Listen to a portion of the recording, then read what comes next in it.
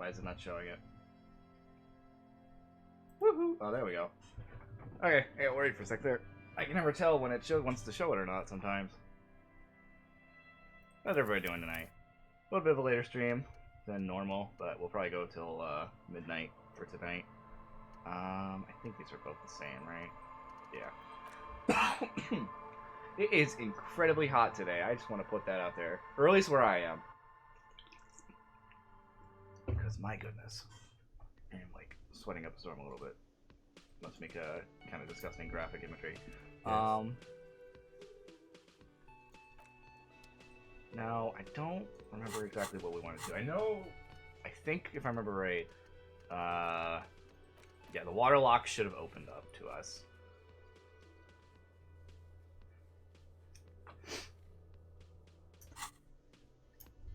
Let's double check to see if we can do anything with this dickhead. Can I help you?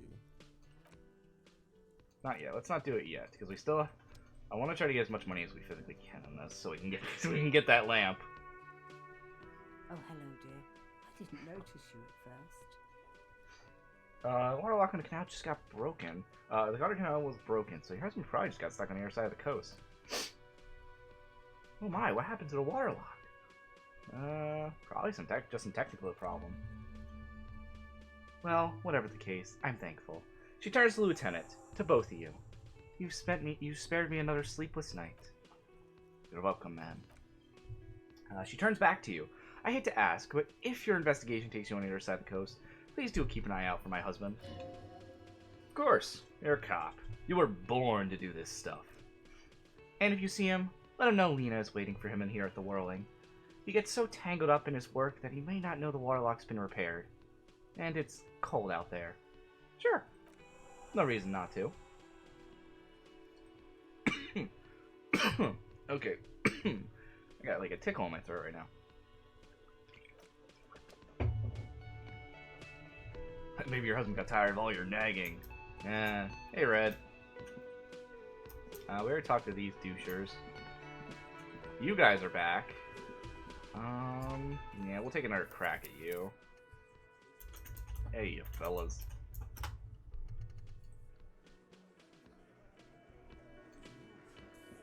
Fella humans. I've got fellas. nothing to say to you. Why? I guess we gotta talk to him again. The clowns are still hanging around. What is it now?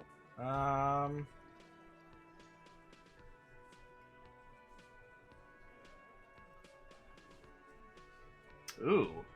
A couple different routes I feel like we could go here right now. I feel like we could scare him, talking about how the Mercs want to start a war, but I feel like that will be not a good choice, considering Everard seems to want a war. And if these guys are a military portion of the Union, we probably don't want to let them know that the war is coming, maybe? I'm not actually sure.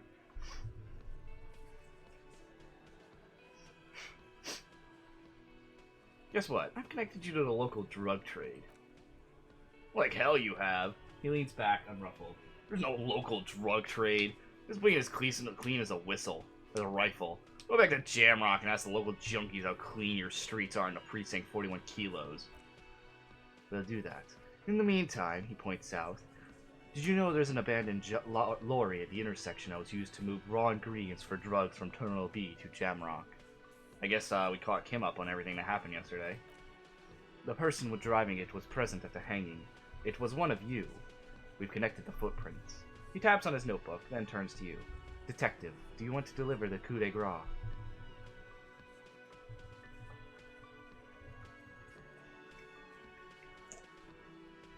No, do the honor. You've earned it. Thank you. He turns to face the man. You're right, Titus. There's no local drug trade, because it's all controlled by you. You're the drug trade. That's a mighty interesting theory. He rubs his jaw, smiling. I guess that's what you need to do, theoretically. A big, strong, state-run monopoly would outcompete the runts on the street. Yeah, man. Theoretically, that's what you would do. Get rid of the gangs, the dealers, even some of the junkies. You would need good, trustworthy people to take their place. Of course, already man to rush to such a monopoly, run such a monopoly. He grins. For the good of the community, of course.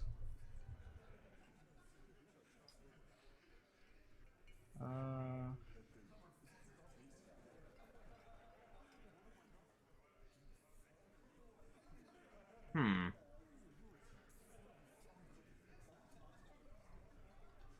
What do we want to say here? Yeah, keep telling yourself that. And over a fact, there's still plenty of drugs out there. No, there aren't. Some little shit in his dad. Some little shit in his dad are doing speed. Boo fucking who? That stuff's probably from Jamrock. Whatever you've seen is peanuts. Look at the big picture, man. This place is a paradise. And all thanks to the Hardy Boys. Theoretically, of course. We're just talking about politics here. My answer to your drug accusation is, how dare you? Go fuck yourself. Not quite yet, Mr. Hardy. There were 8 cents of prints of on the crime scene. There are only 7 Hardy Boys here. The 8th Hardy. What is missing? She runs the thing, right? My answer is, fuck off. He takes a step closer. Mind your own business. There is no 8th Hardy. I run this goddamn scene. And here we go. Back to the usual. The woman sighs. I know. The little man raises his index finger excitedly. Fatty walked on all 4s. He's so fucking fat he left 2 sets of footprints. Go fuck your mom, Dennis. That's more like it, boys. She turns to you. You heard him. It was Angus on all 4s. Anything else you need to know? God, this is so stupid.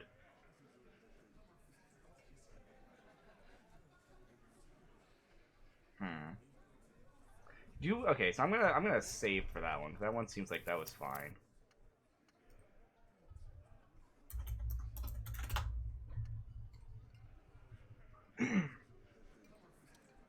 It's you again. What is it? I talked to Joyce. The merc you hanged? His friends are coming for you. Yeah? He doesn't seem worried. By friends, you mean his squad mates from Crannel? Wouldn't want to beat up his grandma. They're snickering in the room. Some of the men put their beers down. Yeah, they're forming some kind of tribunal, and they're coming for you. This is what happens if you start to take the law into your own hands. Other people start doing it too. Let them come, Blondie yells across the cafeteria. Hardy boys are right fucking here. You heard them, man. Right here. Points to the ground. We're armed. We got the whole district behind us. And Glenn is fucking crazy. Yeah, well-oiled murder machine. He punches Blondie on the shoulder.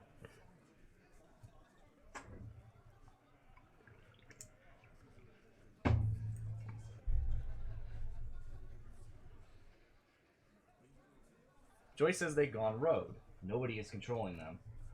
Big fucking surprise, he mutters. They hire psycho scum, arm them to the teeth, and let them loose in the city. What do you think is gonna happen? Mercenaries are armed with automatic weapons. We have weapons of our own. He cracks open his vest to give you a glimpse of his holster. We got Ister 50s, Zligers. Glenn's got a knock cannon at home. Will they pierce ceramatic armor? I guess we're gonna see, aren't we? That was an unsure phrasing. See what? That they don't? Yeah, like you've been up against ceramatic armor. He takes a sip of beer to bide his time. Yeah, he tries to get the last word in. You haven't even seen the full suit, right? I've seen the whole fucking thing and didn't make him immortal. I wonder if we have the full armor, if we can convince him. This one's so stupid, I'm gonna say it. The fuck is that supposed to mean? You're the bees, they're the hornets. We're not bees, we're men. We're socialists. Easy, trying to phase you. He turns to you. What are you trying to do? Scare my men? Alright, well, I don't think we can convince him. What do you mean, okay? He jerks forward a bit. Oh shit. Maybe we... Oh boy, no! Don't say that! Oh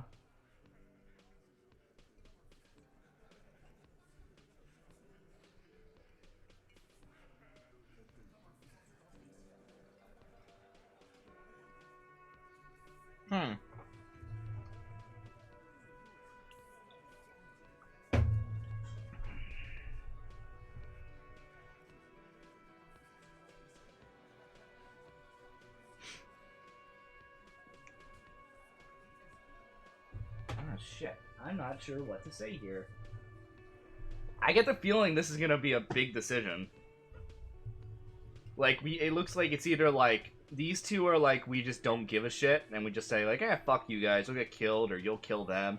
These two feel like, oh, yeah, we'll side with you, and that's gonna make them think that means we're gonna help them if the fight does happen, which makes me think that this fight is gonna happen no matter what.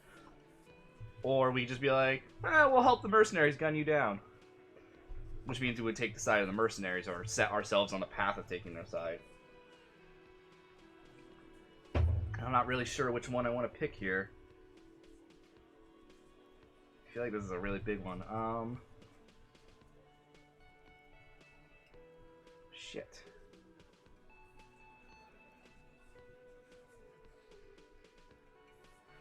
I think I'll be neutral for right now. You got this. You got the numbers. Goddamn right we do. He nods. We've done it before. Ain't that right, fellas? Fuck yeah, we have. Battle-hardened urban soldiers, man. We got the guns and the reserves. Yeah, we got reserves. He nods nervously. We can call in reinforcements. This guy will be the first one to bail. Alright, let's talk about Everard. Oh, so you want to talk to my mommy, and now she's making me play with you? He spits. He spits. Is that it, lawman?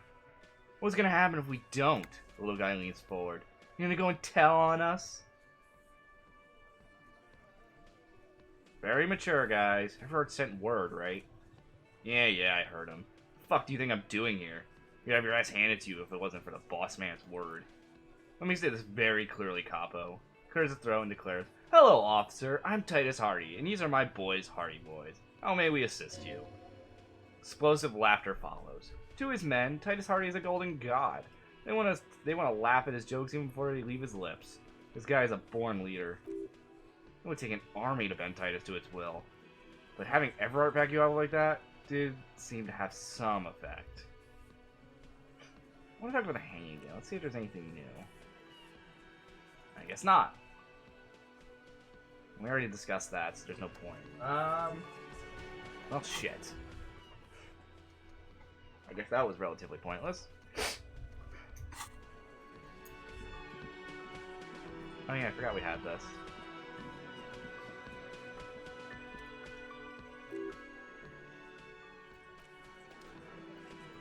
I'm sure that's probably to the mystery room that's a quest in this area, in this place.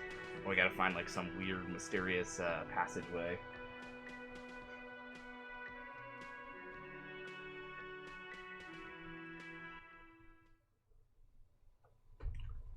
Kim actually didn't talk to us, which is weird.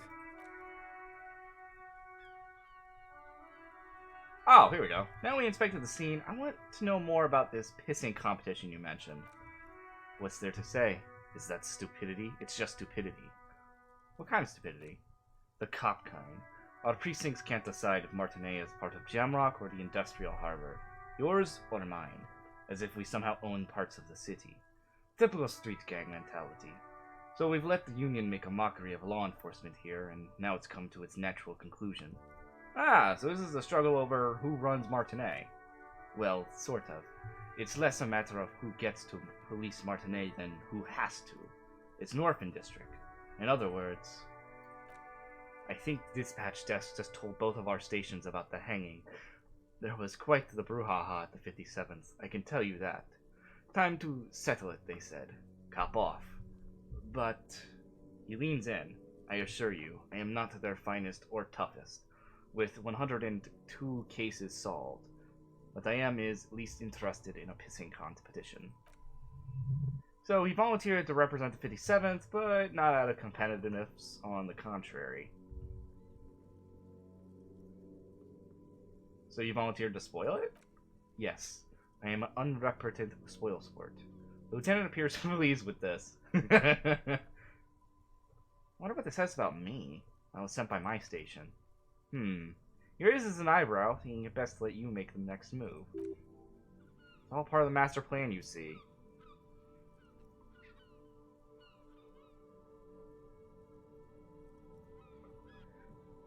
Well, we know we're not...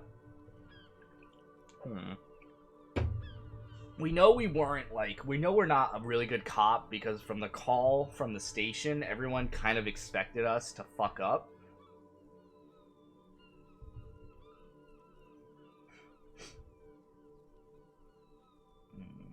I feel like none of these answers are supposed to be taken seriously. There's only one conclusion. I'm the finest we have. A hero cop sent to outperform you in every way imaginable. I must have been all Korean apocalypse moment. So many people. Can you guess my message? Don't be scared, but I think I may have supernatural abilities. I'm gonna go with that one. He opens one hand and looks at it. A moment passes. Which school do you subscribe to? Mambo? He opens the other hand. Or Jambo?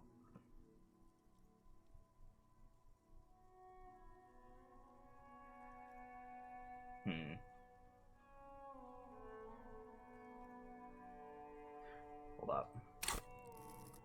If that upgrades shivers... Jambo, I get these strange shivers from being hungover. Just before, a chill whisked down my back. Hangovers do give officers superpowers. Many drink only to receive the gift. There is no gift. It must be repeated. There is no gift. It is meant as an obvious sarcasm. Do not ask what the gift is. What is the gift? There is no gift. We should move. Okay. Yes, it's a wholly pointless matter. Forget I ever mentioned it. I gotta get Inland Empire actually up because I wanna get this done. Let's save, and I want to try both of these.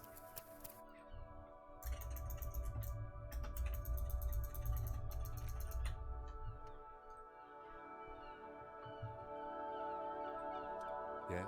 Alright, let's try this one. Yeah! Look at you. It's because you're a failure. They sent you to Slight Precinct 57. Yeah, that makes more sense than the other stuff I thought of. Just think about it for a second. You're a raging alcoholic who showed up 3 days late wearing piss-stained disco garb. You weren't sent here to win. Kim, what if my precinct sent me on this case because I'm a fuck-up? Like, as a joke? I've considered it. His voice is somber. So it's true. It would be immensely ugly of them, not to mention unprofessional. But I also think it's somewhat unlikely. Why's that? I checked the records. This jurisdiction dispute, who controls Martinet, reaches back to the 30s. It's as old as my station. In all this, we can't decide who gets Martinet? I think yes, both stations would prefer a win. So you are their finest. I am the finest of nothing. Do you really see me as a safe bet? Safe? No. But you're old. You've made it this far. Something has brought you through. We've only just started working together, so I don't know what it is yet. But it's there. So no, I don't think they sent you as a joke.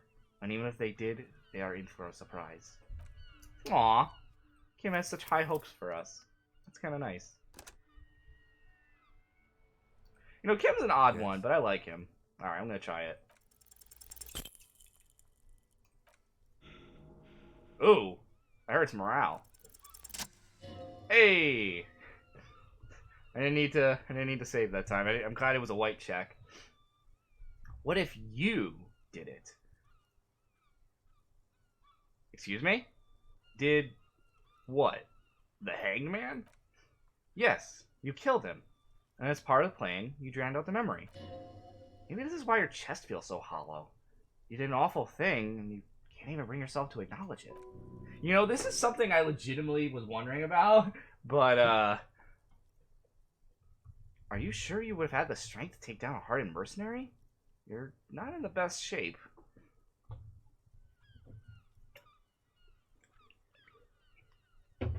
Oh boy. Kim, I think I may be the murderer. I killed the man and then tricked myself into forgetting about it. The lieutenant appears unfazed. And what has led you to this conclusion? My chest feels hollow, like I did something terrible. That is a common side effect of overindulgence. It will pass. Besides, I doubt you could have taken down a hardened mercenary single-handedly. You know, I really was wondering if this was going to be a thing. I mean, we have, what, 2 weeks of memory? We don't know what happened. We're missing our gun. We're missing our badge. We're missing a majority of our clothing. I honestly was wondering if we were gonna find our gun, or if we matched the blueprint, or not the blueprint, the ballistics to our gun. It's gonna be like, oh shit, did we kill him? And then at that point, I didn't know if the game was gonna go the route that we killed him, or that someone framed us for murder. So I'm wondering if we're still gonna go down that route, or what. Okay, we already read this. See, you're clearly not a man in your prime anymore. He studies ballistics. What are ballistic markings? The fingerprints of a gun. He studies your face for signs of offense. Don't take it personally. It's just that security guards kept on large corporations tend to be better trained and better armed than officers of the RCM. So you're saying I didn't kill him? I find that highly unlikely. It's not unusual for detectives to feel complicit in a crime until the perpetrator is apprehended, especially when the investigation is dragging. So let's get back to it, shall we? Huh. Not what I thought was going to happen. I don't think we have anything left for Kuno, right? Let's make sure. I still have no idea how to do a ballistics analysis. Kim, take a look at this. It's a jacketed bullet close to 5mm diameter. A jacketed bullet. Okay. It would have been shot from a military-grade breech-loading rifle, not from a muzzleloader they typically found on the streets of Martinez. Highly unusual. People of Revachol haven't carried breech-loading weapons like this for nearly half a century. Even if the RCM uses ordinary unjacketed clinical bullets. This is strange. Very strange. I like this, officer. Strange means unique. Unique means incriminating. We need to find the gun that shot it. Oh shit, I can actually get that. Something tells you this won't be anytime soon. This will have to be one of those epic tasks that's open for a while. Oh, you have a similar rifle on hand. Interesting. I am glad I have that, rifle. Hell yeah. We're doing a lot of successful stuff today. Heck yeah. I'm pretty happy about this. Right off the bat, we're getting a bunch of successful stuff. A rifle. Revolutionary period. Your pellet looks to be an old 4.46mm from the surplus left over from the turn of the century. Probably an antique or a retrofitted antique make. The 4.46 caliber was widely used with the Bell McGraw rifle, a Revacholian manufacturer. The BM dominated the battlefields in the Insulindian theater of the anti-centennial revolution 50 years ago. Incidentally, you have just such a rifle with you. That's the old thing you found hidden in the basement below the commercial area. It's unusable, sadly. If it were, the bullet would probably fit the chamber. Is anyone still making these rifles? No, but Zelager, a major firearm manufacturer, ended up with a surplus after the war. So there are still a lot of those old military rifles floating around, usually broken. The quality was appalling. Who uses Bell McGraw rifles these days? Antique enthusiasts, guerrilla fighters in distant countries, a few lucky jamrock bangers. You're looking for the same thing you found in that hidden weapons cache, only in working order. The lieutenant jots down something in his notebook. What are you thinking? Bullet? I think I know where this came from. Dangle the bullet thoughtfully. Okay, and? The shot probably came from a Bell McGraw rifle. An antique. That makes sense. There can't be many breech-loading rifles floating around in Martinez. Or anywhere in Revachol, really. Why not? Sure, there was some armed trafficking, but the law prohibiting the use of breech-loaders we inherited from the monarchy have been effective, from what I've seen. Some new RCM recruits get impatient with their muzzleloaders once they train with the military-grade weapons, but they realize it's worth it in the end. Prohibiting peacetime law enforcement of front-loaded rifles is a policy enforced by the Moralist International and all the nations of the Real Belt.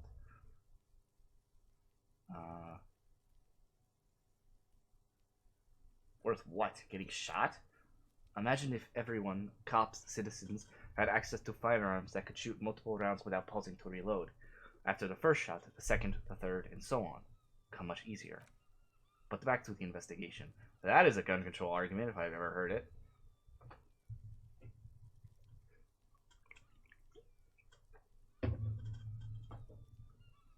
Yeah, yeah, imagine that. This game came out last year. It kind of shows a little bit.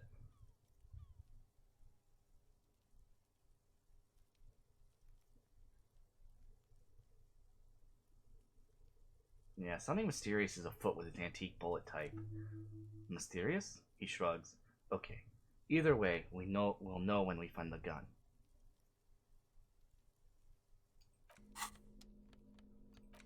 Interesting. I want to just double check. See, I don't think there's anything else we can... Yeah, this is the racist book that we gotta put away, that we don't need. Otherwise... Oh yeah, we still have to do that. We have to find some people to sign.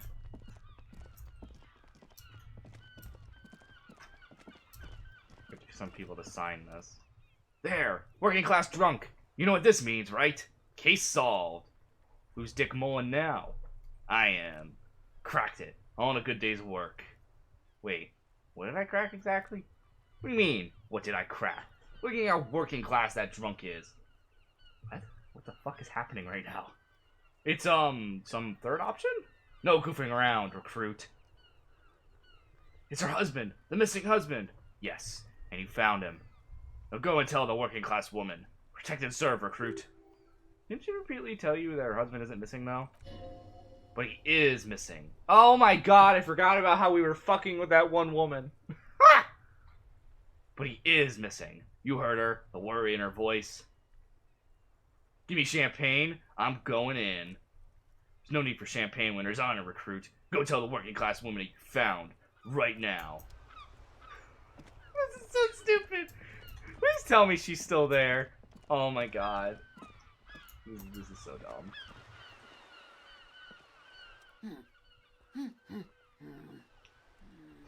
Oh my god. Protect and serve, madam. I have found your husband. She crosses her arms. God damn it. I already told you my husband isn't missing. Oh my god. This fucking shit is so dumb, but I love it. Well, I found him nevertheless. I'm Dick Mullen. Very well then. Where is he? She's getting impatient. Her hand's now picking up a random book cover. Oh my god. Right around the corner. He has pissed himself. Excuse me? She blinks. I don't follow. There's something else hiding in her voice, though. A trace of worry. I found a working class drunk and thought it might have been yours. Right, because working class women come with alcoholic husbands. She glances over your shoulder towards the drunk. You know what? Remember about the what. Never ever say what. I'm not saying what. You were right. I do have an alcoholic husband. Although, not that one. This should be even better if you weren't. This would be even better if you weren't doing that. But I went right here in my playthrough. Hey, Manji. But you told me your husband's alright. I did, and he is. She takes a step back. He's also an alcoholic. So, is he missing as well? No, he's not. Or maybe he is. I don't know. He's probably in the park, or in Jamrock, or somewhere, drinking with his friends. She looks away. I haven't seen him for... What the hell? Well, the hell with him. She was completely forgotten about her books, staring blank into the distance instead. There. She's worried now. Kim, is it me or do we have a missing persons case here? I wouldn't be so sure. He replies before turning to face the working class woman. Ma'am, just to be completely clear, do you want to report it to the police? Report what? He's just out, drinking with friends. I'm sure the police have better things to do to chase down some local goofball. Not at all. The RCM is ready to chase down every goofball in the town. We care about you. She sighs, but you can detect a slight hint of gratitude and relief from her face. Wow, this whole us fucking with her is actually going to be a payoff. What does your husband look like? She eyes you from head to toe. Honestly, not that different from you. Let me guess. He's disco. Oh, thank God, no. She nearly begins to laugh. This is probably wrong. What if her husband's the victim? We already know it's probably not the victim because didn't we learn from Joyce that they were all out of the country mercenaries? So I don't think it's gonna be that, right? Why do you say that your husband resembles me then? Well, he's slightly chubby. I see. What else? What else? He was wearing a bright brown leather jacket with a bright blue lining. The lining is hand sewn. I made it myself. She sighs, her voice slightly quivering when she adds, "It's his cool jacket." God knows it's too cold to run around in this, but he refuses to change. I even tried throwing it away once. He just dug it out of the bin. Can you believe it? She looks back at you, shaking her head. Well, if that jacket is really that cool, then I can totally understand. Well, what can you do? I hope that at least that extra lining helps him. Keep him warm at night. I wouldn't like him to catch a cold. She's thinking about him out in the cold, in some park on the coast. It's making her more and more worried. When did you last see him? Yesterday morning. He went to the library. Her eyes become cold with weak recollection. He went to retrieve my book, and he promised he'd walk straight home. Because we talked about this. We talked about not wandering off again, she scoffs. I don't know what to do. I honestly don't know what to do with his addiction. It just makes me feel weak. Go on for around 36 hours, then. Damn, this is a missing persons case. I think I got it, thanks. So you are going to look for him? Yes, I will bring him back home to you. Thank you. You sense gratitude in her voice. Please do. Even though I'm sure he will return home by himself. I'm still sure of it. I'm sure he will too. When he does, would you let Precinct 57, Kim Kitaragi, know? He gives her a slip of paper. The woman takes it. Here's a phone number. I will. Of course, officer. As I said, it's probably nothing. I wonder if that's supposed to be Sans.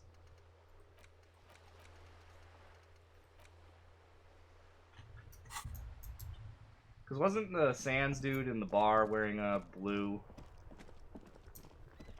shirt? And he was kind of a little chubby looking. Did you say Sans? You were the one. Okay, listen. You all were the ones who were calling him Sans. I guess he's not that chubby. Oh, never mind. Okay, it was worth a shot.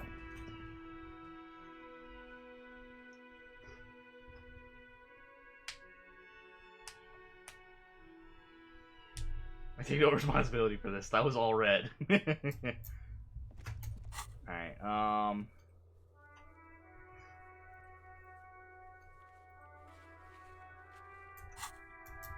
The devil made me do it. I want to know who I'm supposed to have sign this shit. Officer! Ew. God damn it. Pull yourself together, René. Please, Renee. Who do I make to sign this pamphlet, by the way? Yes, that's what you need, Gaston. More padding on that fat ass of yours. I hope your heart gives out. René, it's the little pleasures. Life doesn't need to be a struggle. Oh, hello, officer. How might I be of assistance? Did we not talk to this guy before? I could have sworn we did.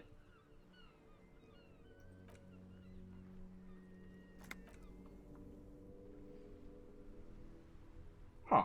Could have sworn he did. I'm sorry, officer, but I really don't share food. He says and quickly adds, nothing personal, just a principle. Don't be a dick, Gatson. Oh. Okay, I'm not that hungry anyway.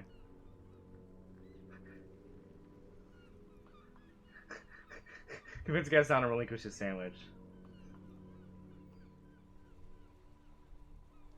You mentioned Jean-Marie Boulet. Who is that? Oh, sweet Johnny. He gets a dreamy look in his eyes. She was the finest woman of all Revachol. Maybe the entire world. Do not defile her memory, Gaston. There's an almost imperceptibly small tremble in his voice. Let her rest in peace. What happened to her? She died of pneumonia 2 winters ago. It was a quiet, passage. Peaceful. He smiles faintly. Renee and I were both by her bedside when she pauses, searching for the right word. Died. He sharply fills the silence and adds, no use sugarcoating it. Want to bring her back and will it now. Still-hearted, his partner finishes the sentence, then chuckles. Till the very end, she couldn't decide between us. The most indecisive woman I've ever met. That sounds like a really shitty anime ending where like it's a love triangle and like they literally get to the age of like 70 or 80 and they are still trying to figure out who this person loves. Oh, I didn't mean to do that. Why do you think she was indecisive? She could never make up her mind about anything. What to have for breakfast, favorite color, or which one of us to marry. Look in his eyes is happy and distant. She was always leaving one of us for the other. Never long enough to actually get married. Women, right? Heck, he says with a chuckle. Technically, we're both still engaged to her. You always confused her. Couldn't let us be happy, he says with heavy resentment. Seduced her with a fancy word and pastries. And he suddenly remembers you are still there. Falls silent and turns away. Okay, well. That seemed a little pointless.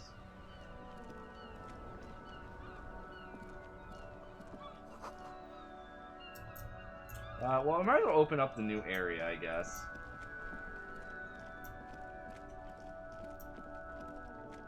Since we do have the water lock. Hey, fellas. Nobody to talk to here? Okay. Pull the lever again. You grab the handle and pull the lever. As soon as the metal connects against the contact pins, you hear a loud clunk. Then, the water lock starts moving.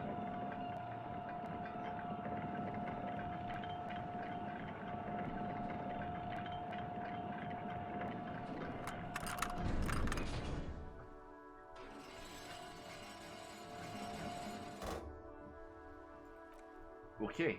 Ooh, that was an annoying cough.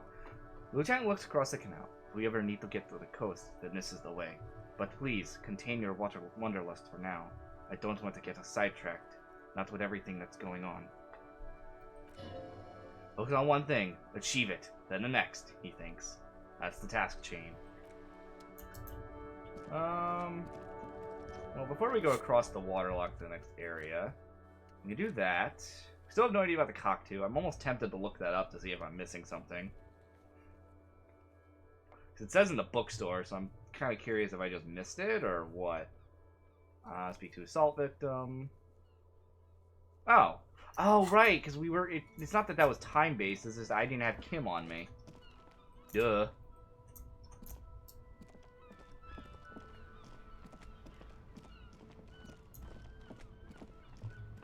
Because I wasn't allowed to talk to the woman without Kim, which makes... I guess that makes sense? Not really sure. I guess Kim's more tactful about the whole scenario.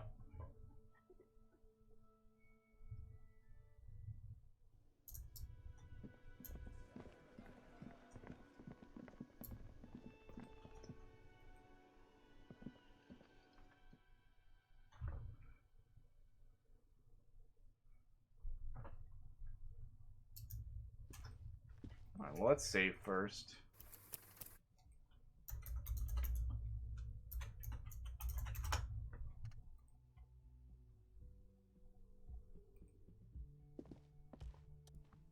Or it means something important is going to happen to Kim.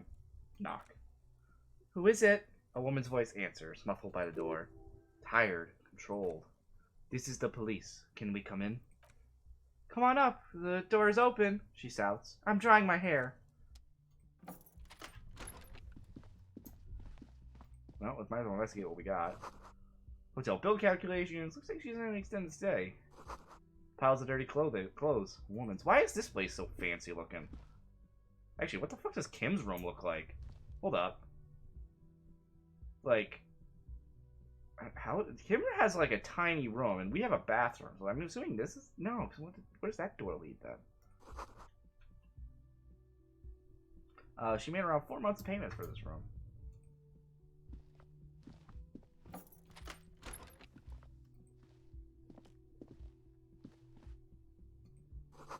To the yard below, there is no. The corpse is no longer there. Ooh, hello. Hold up. Kim lives in a closet. The medicine cabinet is full of wares. Shits of pills haphazardly stacked on top of one another. There's also a toothbrush somewhere in there. Look at the toothbrush. It's been used. Quite a lot. Okay? Look at the medications. Pharmaceuticals line the shelves. Sheet upon sheet and pill sheet upon sheet in pill bottle next to pill bottle. Acetylic acid, APAP, eye drops, blood thinners. Just got the collection in here. Anything of note? He asks in a lowered voice. Search the bottles. Pill bottles rattle like bones as you search through the cabinet. Paracetamol, histoparadol, something in a foreign language you can't read. Behind them, an unusually shaped nasal spray. Its label reads Nacra. Nacra? It is used to treat opioid overdoses. Always useful to have around. Whisper. Nacroid. Opioid antagonist. Interesting. That's used for diamorphine overdoses. The lieutenant nods, then looks at the door. Search the pill sheets.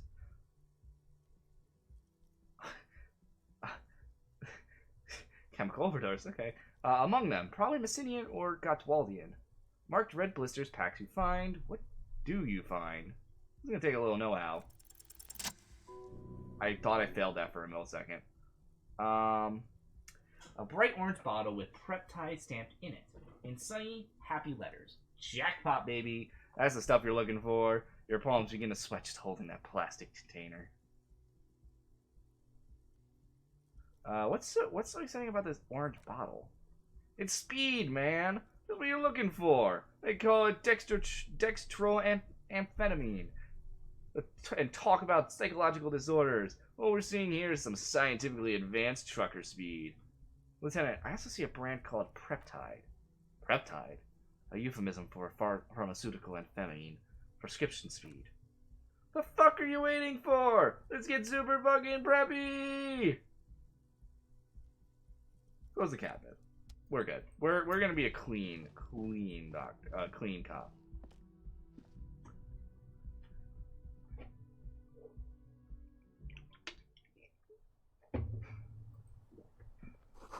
The bed has been hastily made.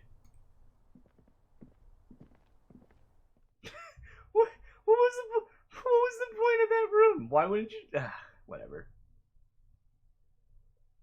That was such a pointless loading. Whatever game. That was that. Why? Why is there an interval? Smell of cigarette smoke is in the air. Astra menthol. Cold coffee and an ashtray. It looks like a hedgehog. You're gonna be clean. He's trying to convince a woman our husband was around the corner pissing himself.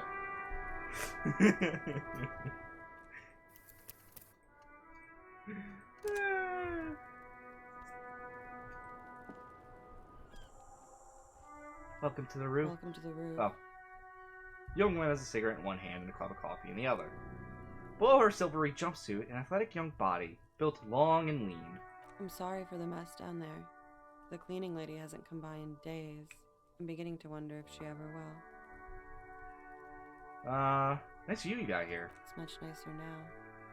Her eyes wander north, toward the yard, where the dead body used to hang, clearly visible from the roof, but no longer. Thank you for that, officers. Truly. Aw. Miss Orange Disco Dancer, I forgot that's what we were calling her. There's something in her light brown eyes, a sadness, when she thinks about the death of that man. You mentioned a cleaning lady. I think I need one. Oh yes, legends of room number 1 have made their way around the building. They say a portal to hell is opened in there. Oh my goodness. There are vortices of dark energy present, but not to hell, to another place. A third place, much different from our world. A third place? Interesting. That's probably why the cleaning lady quit. I'm Kim Kitsuragi. I'm a detective from Precinct 57. I see you've already met my colleague. Have I ever? Have you grown accustomed to your role as a police officer? Oh yeah! Feel the power! I ever grown accustomed to the power, miss? I can see that. It suits you. Miss, we are investigating the murder of the man down there. The people who put him there have asked us to talk to you. I see. She takes a pensive drag of her menthol cigarette. It's like she's disappointed this wasn't about more entertaining matters. Oh yeah, let's totally open up with that.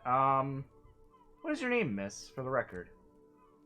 Clage Armandel. Same name that Titus gave you. It sounds Oranje, and it does her accent. How are you from Ornier? Right, sure. Red Fort, Republic of Ornier. I guess you could say I'm an Ornier expatriate. How old are you? I'm 28. She takes a drag. What do you do, miss? What is your specialization? Something stupid. What's that? Ornier lit. Ornier lit? Ornier literature. It's what I studied at the university. What is Ornier literature about? Fear of failure, fear of death, how it sucks to be Ornier. All national literatures are only the name of the nation's chains. What about Revacholian literature? People sometimes reveal matters about themselves when they discuss such matters. Revacholian literature too? No. She seems glad that you asked. Revacholian lit is about how magnificent and serious Revachol is. It's about how you have to save the world. I have no intention of... what's it important? I want to hear about you. Strange. Usually the Revacholian hero does not save women. She breathes in the menthol flavor fumes, savoring it, then breathes out. It's a frivolous pursuit. He saves all of mankind instead. She seems quite relaxed for a victim of assault, but, of course, what seems should not be your priority. Can we take a poke at your passport, please? I'm afraid you can't, officer. Why is that? Because it is buried in a sealed plastic bag in an undisclosed location on the coast, along with cash and airline tickets. Thank you for your candor. Why? They say so in your tourist brochure. Keep travel documents away from your person when west of the river. How do I know you told us your real name? If I were to lie to you, I would come up with a more mainstream name than Clache Amandau. It's a weird name. She seems to be telling the truth, sire. Okay, then. Oh, I was like, what the fuck is that sound?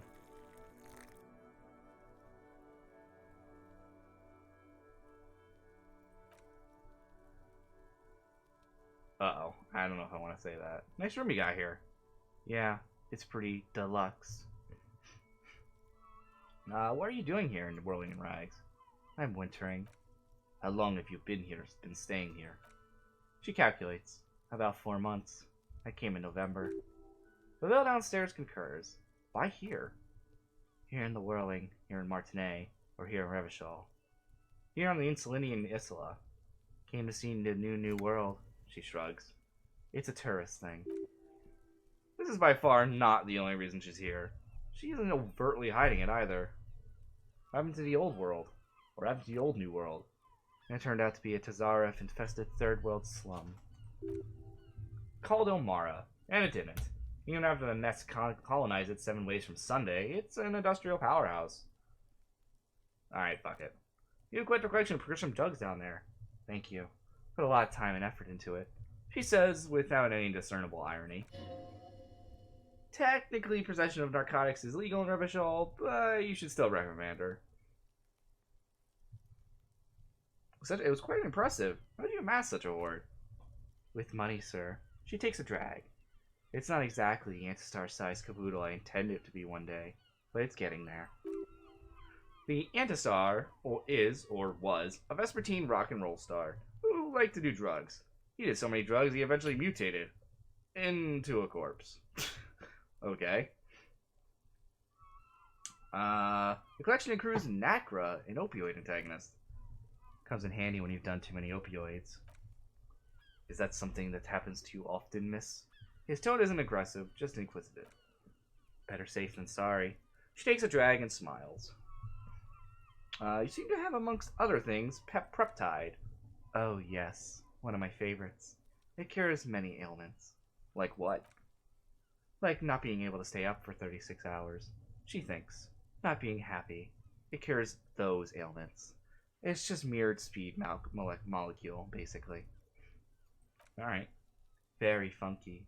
She takes a drag, looking you straight in the eye. I have other questions for you. Alright, well, let's talk about it. They tell us you were raped. It's a bit early in the morning for raped, isn't it? She sounds positively buoyant, vivacious, totally unbothered.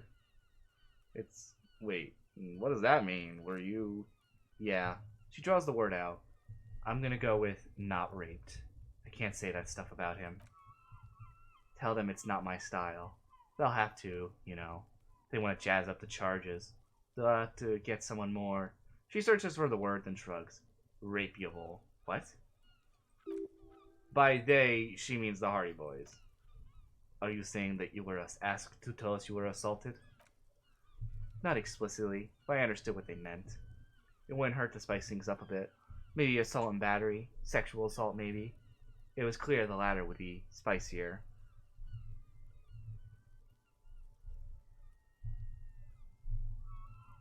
Wait, I'm confused. I feel like that went over my head. So essentially, the Hardy Boys lied about. Oh, well, I mean, it makes sense. They lied about their motive. They were saying that their motive was that the guy that they killed was an asshole and that he raped this girl. When this guy didn't actually rape her in any way, shape, or form. They're trying to give themselves a motive, and right now we're trying to break down their motive too, because we know it's not the Hardy Boys, or at the very least, we know the Hardy Boys aren't the ones who killed him, because they didn't know anything about the bullet.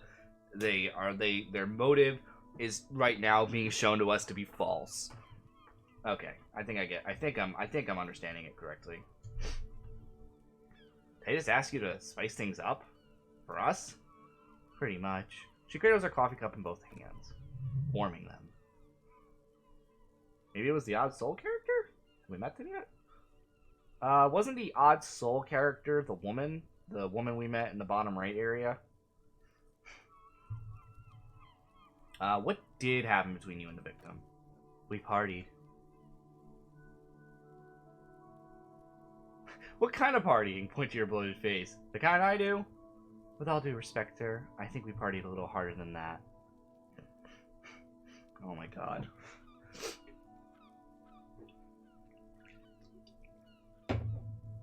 Harder than this? Keep pointing to your face. I didn't know it was physically possible. Oh, it is. She takes a long drag. You're still alive. What did you do when you partied? We drank, sir. She takes a sip of her coffee. A lot. For weeks, basically. We had that effect on each other. We made each other drink harder. That's why I liked him. What else? Stimulants. Speed also has that effect, making you drink harder, and then drinking harder makes you do more speed. It's quite the combination. We also had sex. You were lovers? I guess you can say that, yes. A bit. Lovers is such an emotional word. But there was something there. We did enough drugs for there to be. How did you two meet? The lieutenant's voice is quiet, calm. Downstairs, she taps on the foot with her 10-centimeter heel. At the bar, he was on some sort of assignment. A military man, as you probably know. Had a cool, scary scar. When was this? A month ago. Something like that.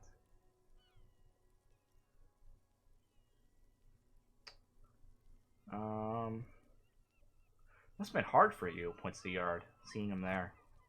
Oh, yes, she says bitterly. I've had a great view from the roof, out of the bathroom window, in my dreams. A bitter cringe. It hurts. You look to the lieutenant. You called us, the RCM. Yes. Oh, well, we have our caller. Jackpot! The call. Report hanging? That was... Say nothing. No, say nothing. I made it. She nods. And I would appreciate it if you didn't tell anyone. In Martinet, they call it snitching. Reporting crimes is confidential in Revachol, miss. The caller's voice was disguised. I didn't exactly disguise it. I just muffled the mic and nicked the landline a little. Nicked it? How? With nail clippers. And I diverted some radio fuzz into it, into the cold wire. You were right to suspect there might be foul play involved with the broken phone line. And, in the process, you broke the landline downstairs. Did I? She looks into her coffee. Fuck. I didn't mean to. I had no idea what I was doing. Jigsaw falling into place. This is satisfying. Good catch. I appreciate the symmetry. Why go through all the trouble? I don't know, sir. It was stupid. I was drunk, too. I was probably afraid the Union was listening in. Locals say they have ears in the wires. Thank you for making the call, miss. It was the right thing to do. I didn't want to, sir, but if I hadn't, he'd still be hanging there. What can you tell me about him? Name, eyes, age? I'm sorry, I can't do that. She puffs on her cigarette. Not right now. Later, maybe. I keep seeing him, like he is now. I can't talk about this. I don't know. Air. Another puff, more nervous. I know it's difficult to miss. We can return to it later. She meant she sees him in her dreams. I've also seen him in a dream. You have? Not like I do. I imagine. She runs out of cigarette. Time to light a new one. She sees them in each other's arms. You're in each other's arms. Yes. And then he's dead. His mouth agape. She looks into the light green pack of cigarettes and pulls out another one, preparing to light it. I see him as me. She dips the cigarette in the lighter's flame and inhales, then looks at you, with her lungs full of smoke. I can see the similarity, yes. She breathes out through her nostrils. The air smells of menthol. Funny, the lieutenant says softly. Funny how? Funny how? Funny like a clown? Do I amuse you? Sorry. This is a stupid reference that I swear I've gotten stuck in my head ever since my friend told me it.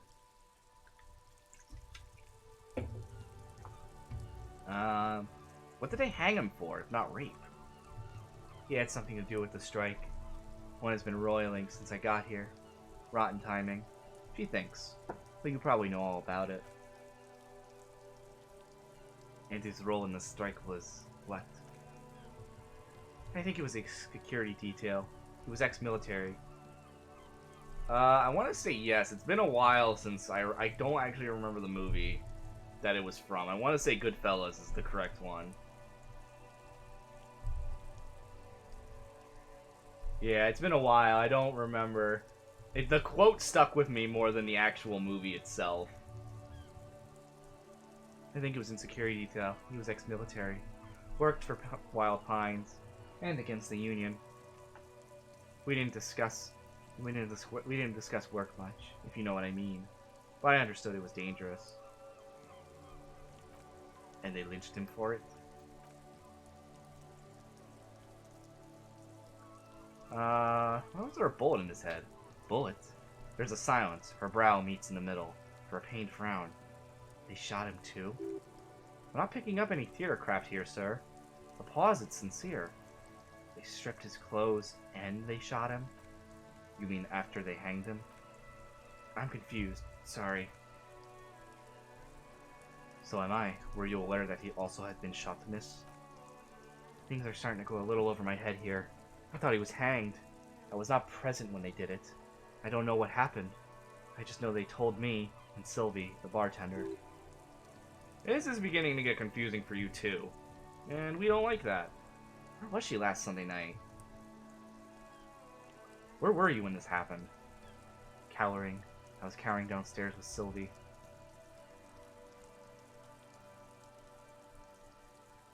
No, this part's not important, I don't think. Thank you for telling us all this, miss. There's no point to ask her, are you sure you weren't raped? Like, come on now. She breathes a silvery sigh of relief and weariness. The air on the roof feels humid. We should head back downstairs, officer.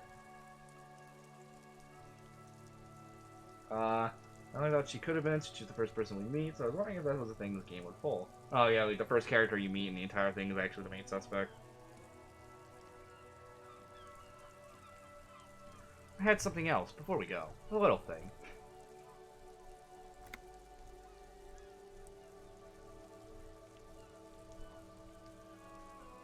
The Scooby-Doo!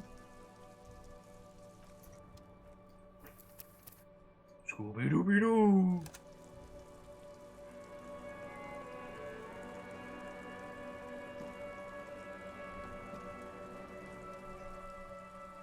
Officer, what brings you up here in the rain?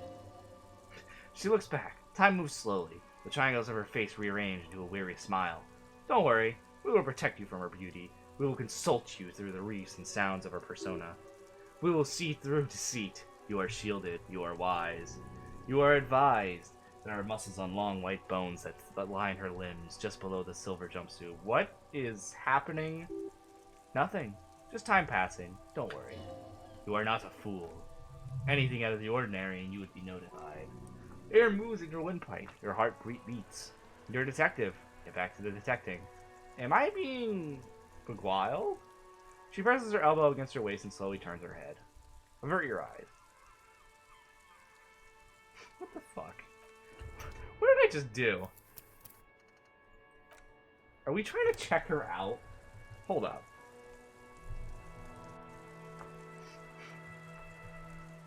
Hold up. Hold up. Are we trying to check her out with this stupid skill check? Officer. Okay, now I'm like really I'm like, hold up. Hold up. Hold up. Hold up, hold up, hold up, hold up. You, I need to know what's going on right now. Officer. You piqued my interest with this. I want to know what this is. Kim, leave the room. The game piqued my interest in what the shit this is, because that was creepy.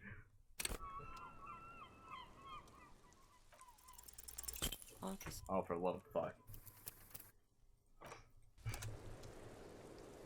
It's stupid shit like this that I like. You're gonna be getting threes until you get the box cards, and then you will be called a pig.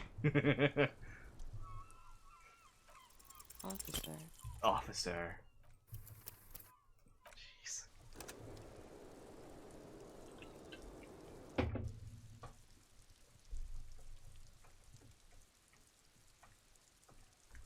Actually, wait, hold up. We got a level up, didn't we?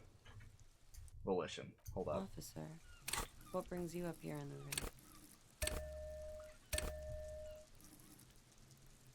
Officer, have you ever felt deja vu before? There we go. A little better. Damn.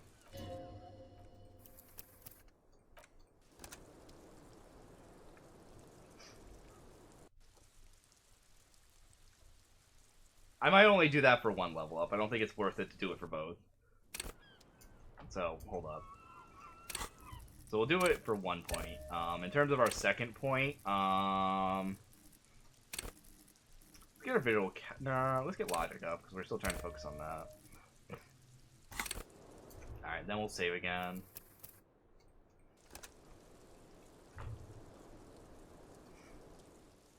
A little better. Officer. Officer. God. I've only used these level up points to open more thoughts. I don't know. I just don't know what I'm supposed to feel towards the thoughts, to be honest with you. Like, they seem like they're more gimmicky than anything. I thought they would be a little bit better in terms of passives. But so far, all I've gotten from them is like, I've gotten literally a minus logic. Like, from Superstar. Like, that's it.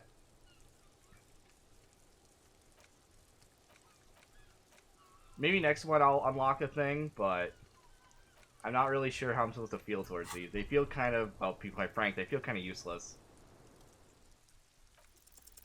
Officer. There we go. What brings Soft you up light here? brown eyes look back at you. I mean, I got one that gets me 10 real every time I click a green orb.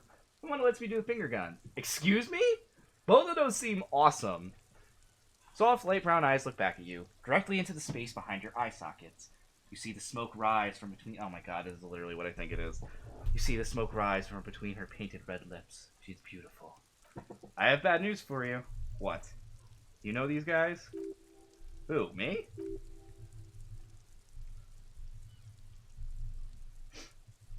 Yes, you. He's talking about you, you boring stiff. You too. Me? What'd I do? I'm merely a master thespian. These guys are compromised. He's got them singing along to our tune. Little bleeps and bloops you trust for info. Can't trust them anymore. Oh my god. Believe it. Believe it!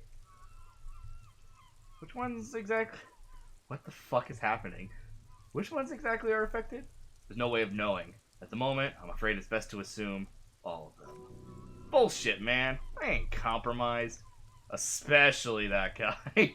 That guy's the most compromised one here. No fucking way, man. I just want to drag at that sweet menthol Ziggy. Really? Quick, tell me, what's under her jumpsuit? Glory, truth, softness, protector. She wants you.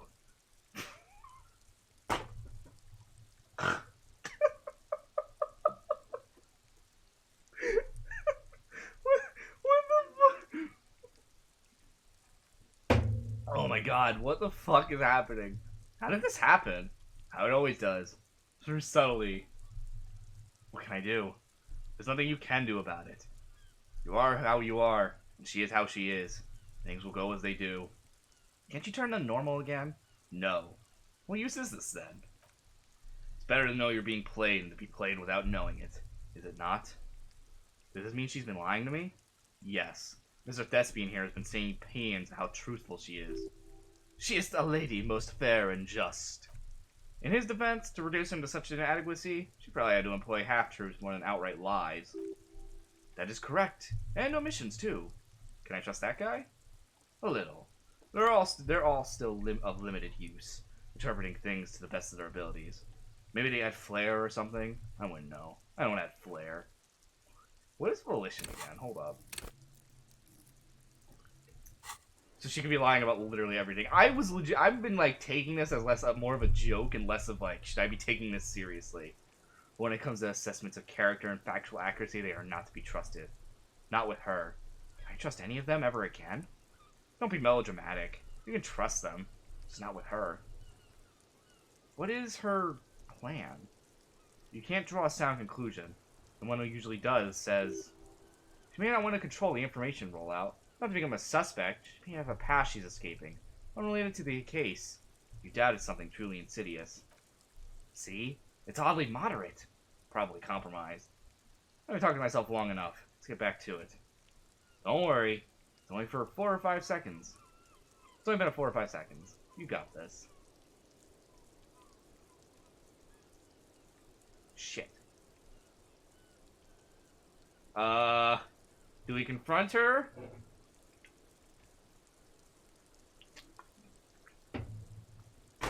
What do you say, everybody? Should we confront her? Or should we let it pass for a second?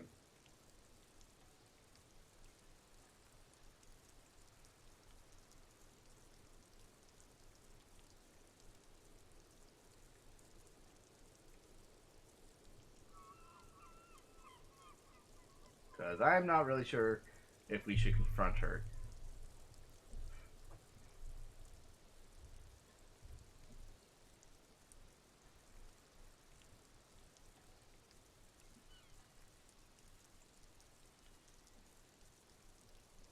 Oof, I don't know. Go with your heart. Alright, I'm gonna ask. Miss, are you manipulating me? The silence broken. The silence broken. She exhales a little cloud of smoke and says, God, no.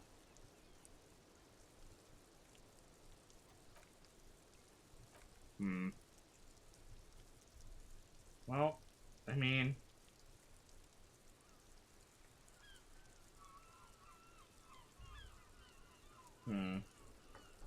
Notice your room is close. I guess that was, I guess that's supposed to just let us know that we might be being tricked here. Otherwise, that felt like that was pretty pointless. Notice your room is close to mine. I have a personal question. Yes, you're just one room away. She pours herself more coffee. Very personal. Good, yes. This means she could have heard something. Like what you were doing before you blacked out. Were you in Sunday night? I need to know what I did before I lost my memory. You do not need to know that. The lieutenant taps on his notebook. What do you need to ask? It's normal police questions. Like? He waits for you to finish the sentence. Get a... I think I thought that we can't even trust our brain about anything this girl's saying is important. Yeah. Get a grip, he thinks. At least do your personal stuff when I'm not here. Oh. Well, that sucks. I guess we can only talk to her about this kind of stuff when Kim's... Wait a minute, but we can't get in here without Kim. I'm super confused. Actually, wait, hold on. There was a door over here. Back up. Back up.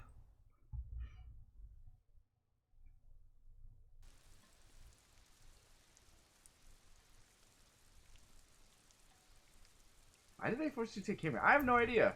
But we weren't able to access this yesterday without the... Where does this lead to? I don't know. He makes a note in his notebook. It's not the first closed door we found in this building. There's also your mysterious blue kitchen door. You think it's important? I don't know. The further we get, the more this building seems to be tied to the case. Below, the hostel kitchen cafeteria creaks and groans under your added weight. A skeleton of composite support beams and cantilevers. Grab on the roof of your shoulder. A dull thump. Somewhere inside, a wind race rattles from the imperceptible motion of the building. The vigilantes, the cadaver. He nods toward an end. He nods towards the young woman.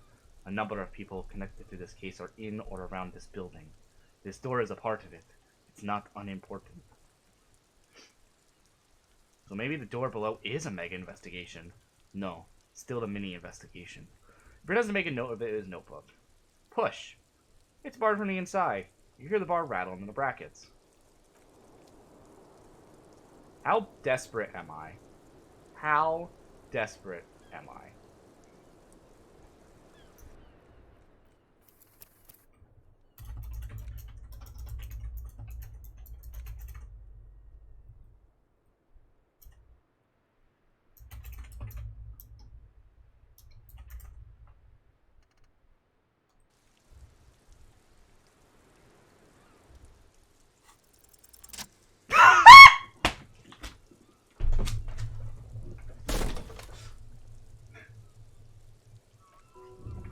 No fucking way!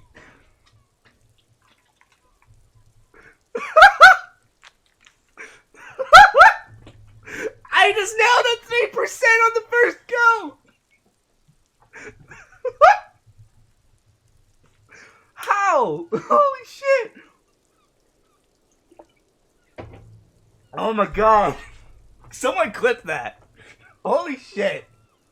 Someone please clip that. Holy shit. Something cracks inside. It's an unbelievably satisfying sound. Nice, the young woman nods. Filling you with a belief in your own body. Sounds like the property damage wasn't in vain, at least. Would it hurt to look in? I think it was an Ace's High moment, Kim. I don't know about that. The lieutenant smiles an uncomfortable smile. It totally was.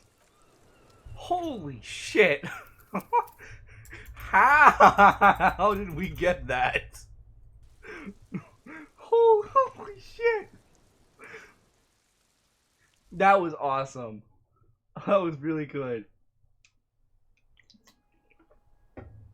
Whoa. Hello.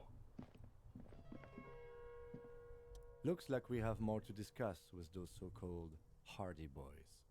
Half their reasoning just went out the window. You think this will make them cooperate? Nothing will make them respect the RCM, but it will disrupt the game they prepared for us. May we just drift off one layer of whatever it is. Our decision to not corroborate their story was definitely not part of the plan. Holy shit, thank you, Red.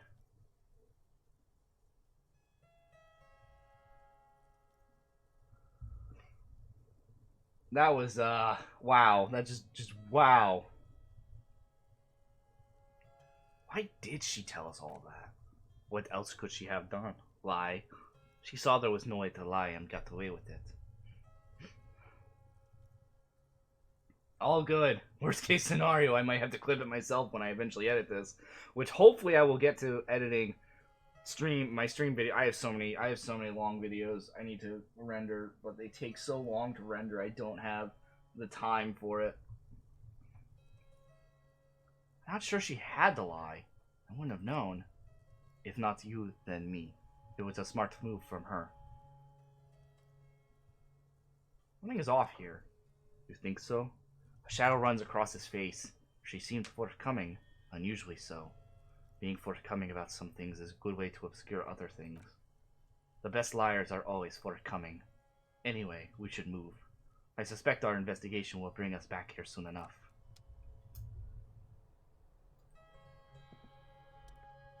Oh, okay. I was worried about why. I didn't know if that was what we were talking about. Wow, I got like I don't want to say a high from that, but oh my goodness. I was not. I can't get over how we got a 3% on the first try. You clearly see footprints in the downy carpet of dust covering the workshop floor. Jackpot. Lieutenant takes out his notebook. These, unlike everything else here, are new. Someone's been here within the last week or two. 3 weeks maximum. From the dust coverage, it easily could have been 1 week too. You know, officer. He looks at you. This is good. He likes it. That's a little smile there in the dark of the workshop. The Blue Door was a mega investigation after all. It has now converged with our main investigation, which I could say is quite large. Okay, what does this mean? It means someone snuck through what seemed to be a secret route, but behind our rape victim's room. In the recent weeks, this may prove to be significant. Let's take a closer look then. Large prints, mostly likely made by boots. Size is hard to determine. Sole could be bigger than vamp. Soles have left a pattern, uniform, horizontal lines. Shoe size is 41, 42, maybe 43. It would be a large-footed woman or a small to average-footed man. This is, unfortunately, the worst, most vague shoe size there is. Print doesn't look like the odd-soled print we found at the hanging, Kim. He inspects the tracks closer. The size looks about the same, actually. They're not the same shoe, but they could be the same person. This doesn't look like the worker boots from the hanging, does it? No. These little horizontal lines are different. They look custom-made to me. Or some kind of foreign print? Hard to say. Still a boot, though. Everything around you is quiet. The prints crisscross the workshop floor. Pinball machine has been taken apart and gutted. Ooh, well. Schematics for a pinball machine. Futurism themed. Hey, pinball maker's coat. Ooh.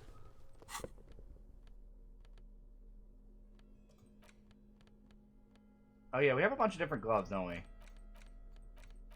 Or different equipment that I haven't really been messing with.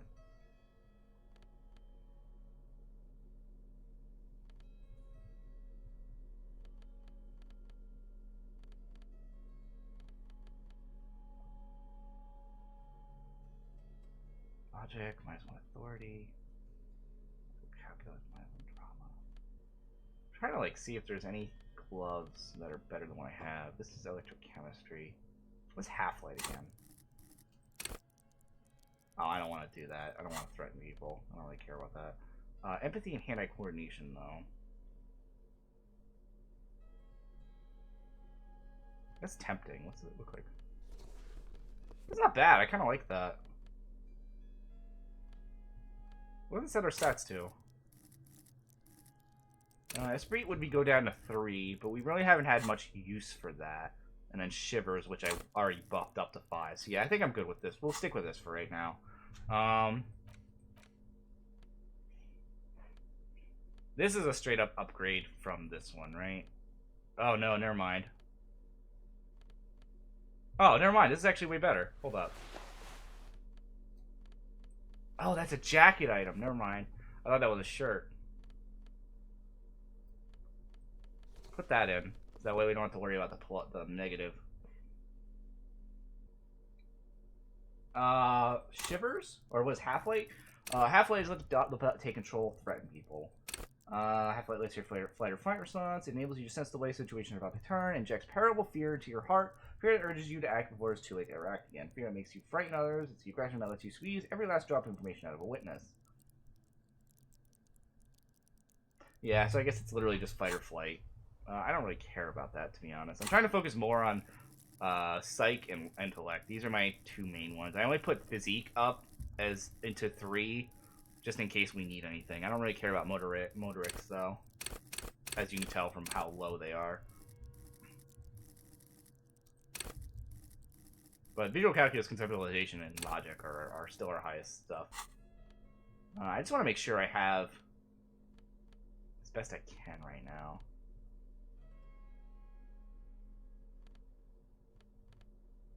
I think we're pretty good still, real good way right now. So we'll just change the coat and the shirt for right now. Boxes of tools and replacement parts line the shelves. Small windows taped over with black plastic. You can't see outside. Wonder if Kim wants to talk to us about what's going on right now. Yes? Nope, nothing. Alright, where does this lead? Does this lead to the blue door? You don't die to chairs and ties.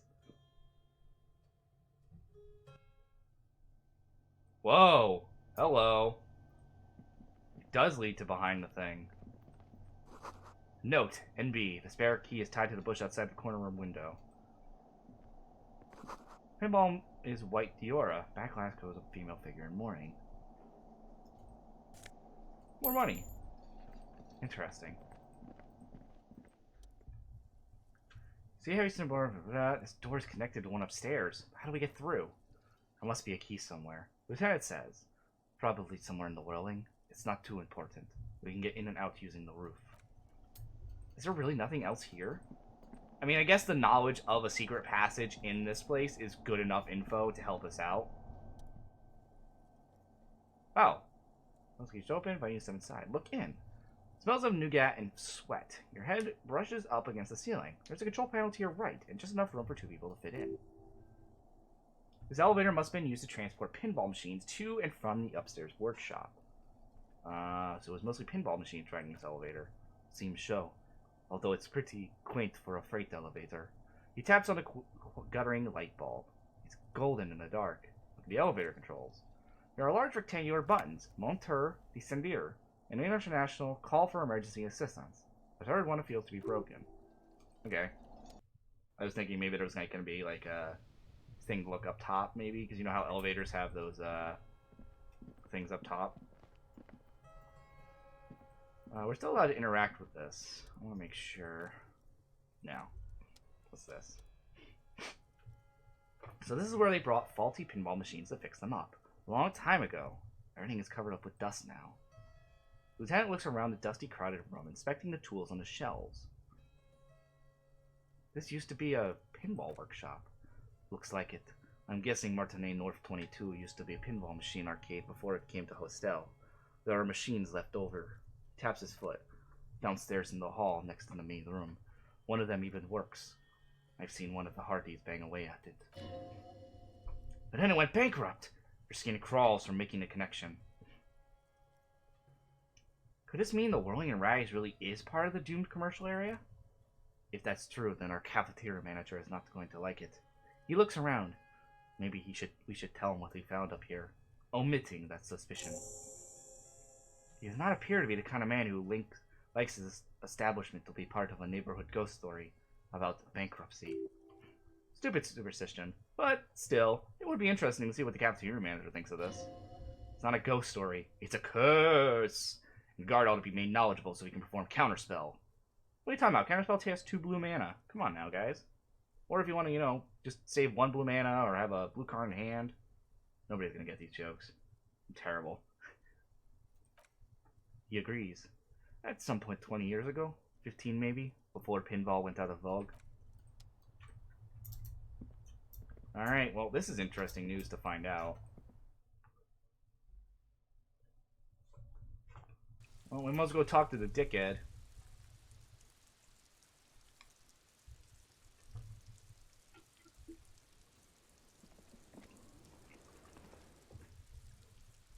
The only thing is, though, it's also connected to her room, so, like, should we not suspect her?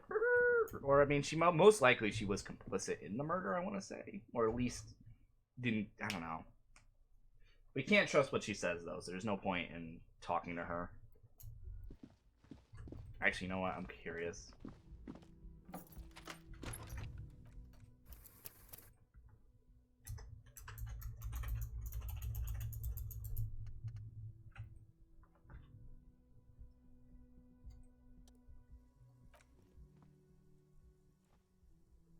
Just take it in plain sight. Elijah looks at the door if he didn't see you slip hill for that sweet prep diet. Who cares, man? Who cares what a stiff thinks? Here comes the afterburner. Just put it in your sweaty little hands.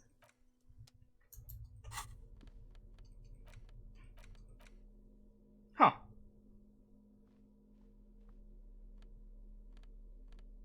Interesting.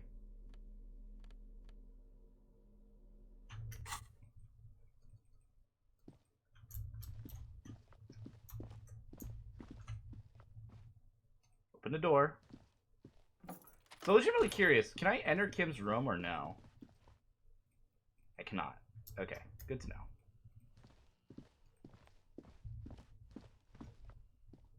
No, I probably could have just came back to this when Kim was gone and taken it, but hey.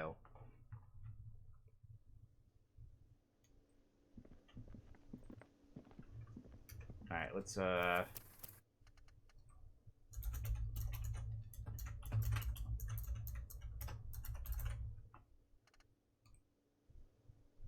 are some things you are not meant to know. Can I help you? Gart, I saw another thing at the Whirling. Another thing. Great. I love those. Let's not tell him this. We don't want to get her in trouble just yet. Gart, I saw a sign that said I couldn't go into the kitchen. There's a mysterious blue steel door on the back of the kitchen. Oh, yes. That door. Sure. There's nothing mysterious about it. It's just a door. He shrugs. Do you know what's behind it? Do you have... No, I don't have a key. I don't know how to get there, and I don't care either. It's not like I've been wondering about it for 10 years. It's just a frit warehouse, probably. Or some boring storage space with a bunch of old junk and dust. Junk and dust. He runs his finger across the counter to check for dirt. Just to be clear, you don't know how to open it. Nope, no idea. Don't want to either. Gart, what if I told you I got into the back room behind the blue steel door? Oh, okay.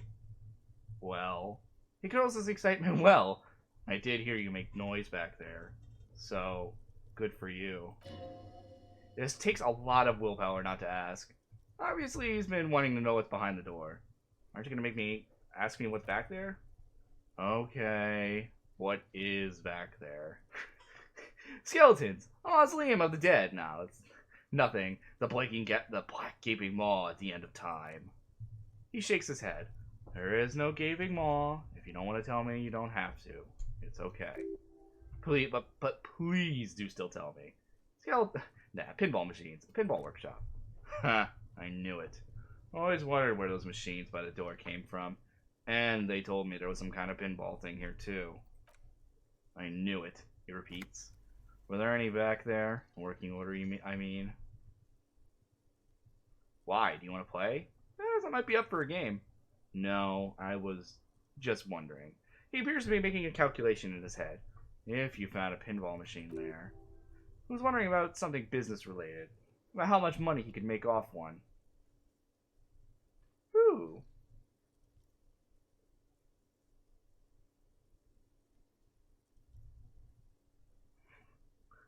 I have to get up early tomorrow, so I'm gonna call it a night. Good night, y'all. Night, Red. See you tomorrow, or see you next week for the stream, or on Twitter. Either works. If you're thinking of selling those pinball machines, I want a fat cut, C-suit shit. Beat your chest. I'm a disruptor. He rolls his eyes. Those machines are whirling property. But if it makes you feel any better, I'm not planning to sell them. It wouldn't hurt to get a little life in here. Other than the hellish karaoke machine, that one's always causing trouble. Yeah, those numbers he's adding up must be making good sense to him right now. Sounds like he cares about the place. He's not about to be overjoyed to hear it's part of the Doom commercial area. You should still know. You have to be forewarned about these things. I have to warn you. I may have discovered that the whirling is part of the doomed commercial area. What? He looks mildly startled. Why would you say that? We're at a completely different address from that whole thing. So he knows of the doomed commercial area. And its address. He thought about this.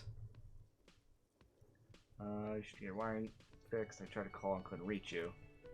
I've been working here for a long time. And the intercom has never been used by the Whirling. We did do the curse before. We just kind of dropped it, like, right away. So I don't know if, like, there's more to it?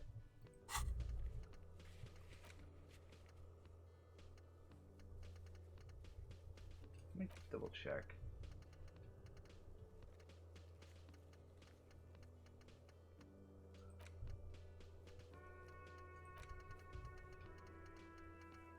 I don't think... Yeah, here we go.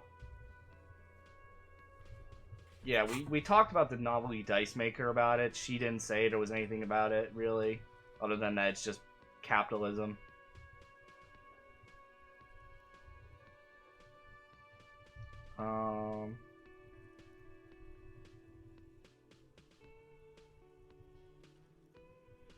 The Whirling was once part of East Delta Pinball Arcade, which failed. Though, perhaps the Whirling will escape the curse. Does this look like a part of the doomed commercial area? He makes a sweeping gesture. This pre-revolutionary tile work, the high ceilings, the nice rooms, well, most of the rooms. For 14 years, man. That's how long I've worked here. I kept this place up through hail and through sleet. Fuck me if some doom ghost. He studied his voice. He's done a fine job, too. Though he's spoken of the place dismissively before, the hostel is actually very important to him. You really care about the Whirling, huh? Yeah. He sighs. It's slowly growing on me again. It's beautiful in its own way. Especially for this neighborhood. I'm trying to keep it that way. Even it is part of the damn doomed commercial area. You shouldn't worry about that label, you know. I don't place much stock in the curse and so on. But the label frightens the clientele. Who wants to stay at a doomed hostel? Everything's doomed, though, enough without that. Who? And who named it Whirling in Rags? Well, it sure hell wasn't the real estate company. It was you? You look surprised. What? It's a great name. I know. Cafeteria managers come up with great names, too. It's from a song. A song? Hail, Holy Queen, by the Ateniers. Hail, Holy Queen of the Sea, he quotes. You're whirling in rags, you're vast and you're sad. Good pick, Lieutenant nods. What about those other cafeterias you manage?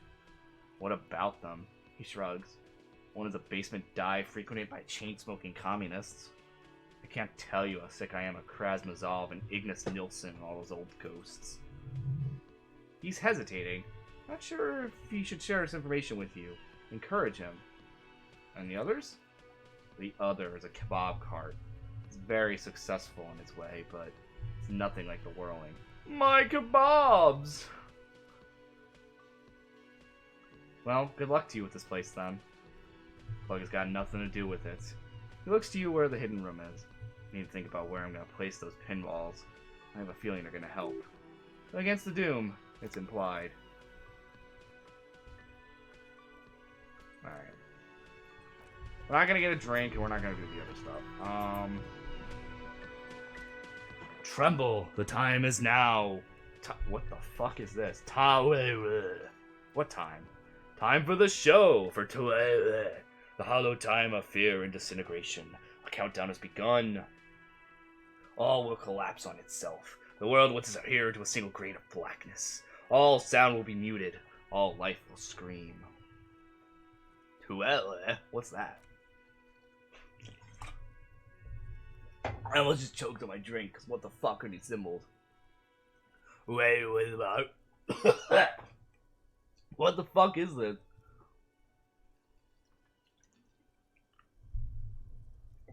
Wait, what?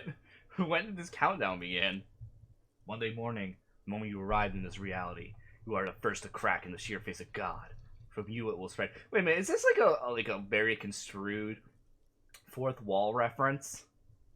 Like the world started on Monday morning, aka when we started the game, and we will spread the face of God, aka the player, aka me. This is because the insane world ending I've been saying, isn't it? Yes, you spoke the words of meow in the house of Percanarsis. Items, people, Even words will tumble. All will lose its meaning in the coming years. That is why you marked yourself.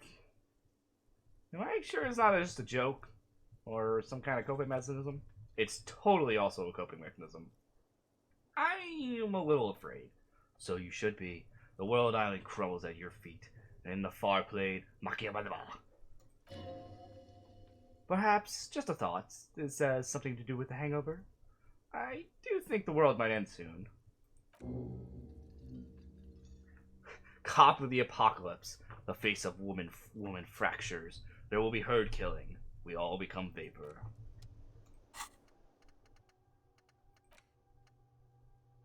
Rambling madman. You woke up in a hotel room and start rambling about the end of the world. It's not your normal everyday doom crying either. Something truly colossal is approaching. The glooming, the culling, the bloodletting of unimaginable proportions.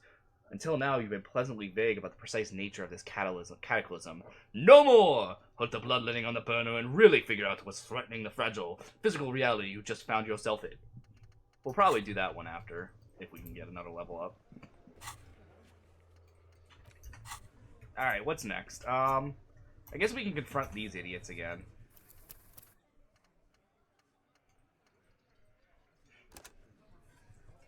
I'm also afraid of my brain. Also am I. Me 3. It's you again. What is it? I feel like you got this because you've been talking about the bloodletting, and that's sort of ridiculousness. Kashe said she wasn't raped. Fuck. The big man's eyes invades Bulls. I knew that fucking whore couldn't be trusted. For the record, she steps in forcefully.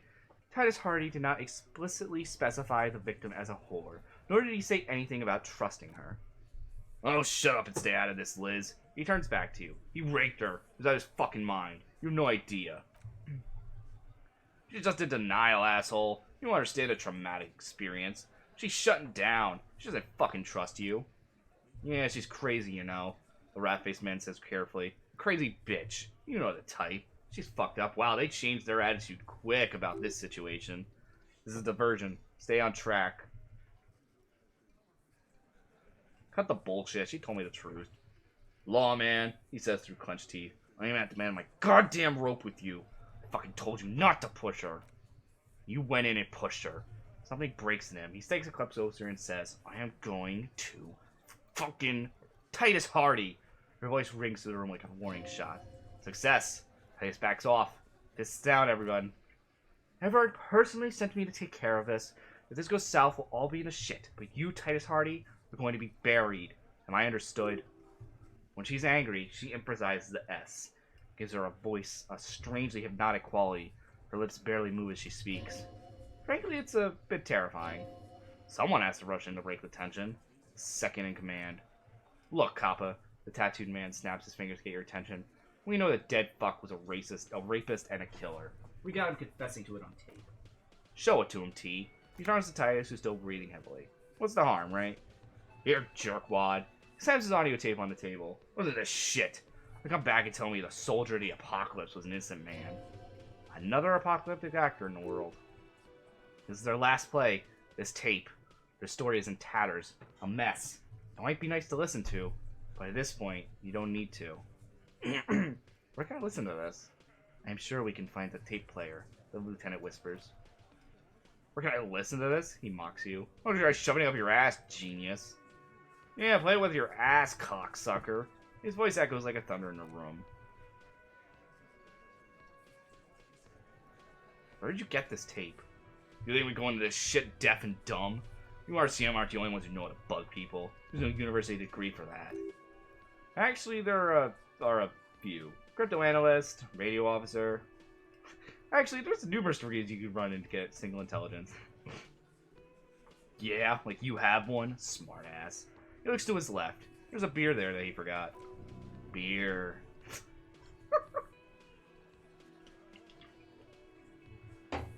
So you bug them? How?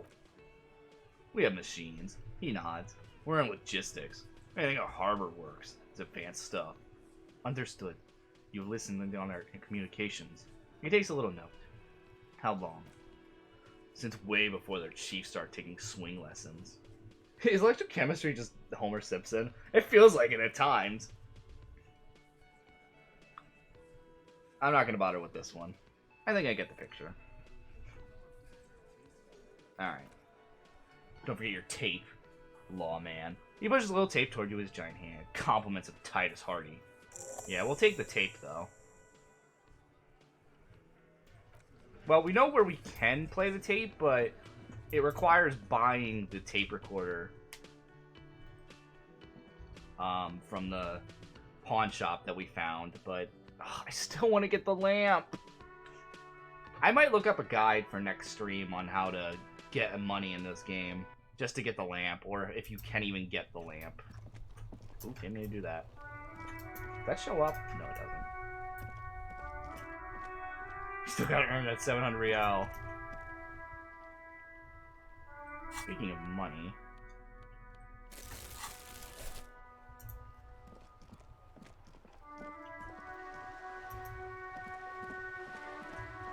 I'm getting a little bit of lag right now.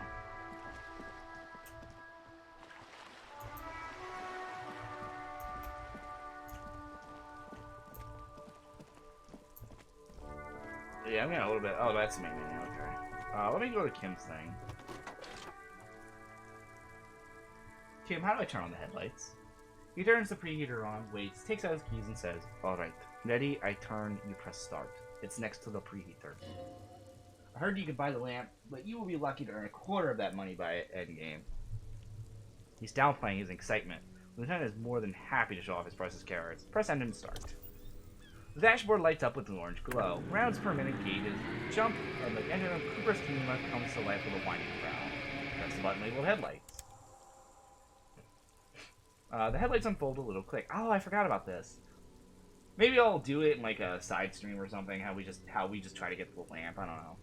I don't know how much of this game I want to show off, or if I just want to get an ending and see where we go from there.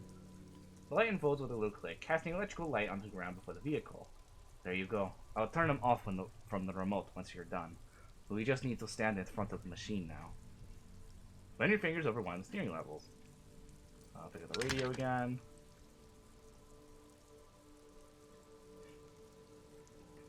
We'll do that second.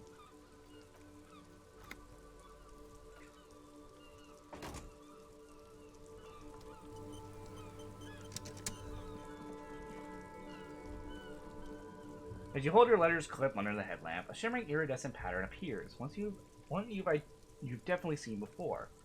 There she is, Revachol West. There's a note of pride in the lieutenant's voice. Around the borders of the watermark are dozens, no, hundreds of micro perforations. Look at shimmering street clip. The rectangular watermark is overlaid with the logo of the RCM, and yet the major arteries of Revachol are all recognizable. They shimmer in the Kinema headlights. Wait, look around you.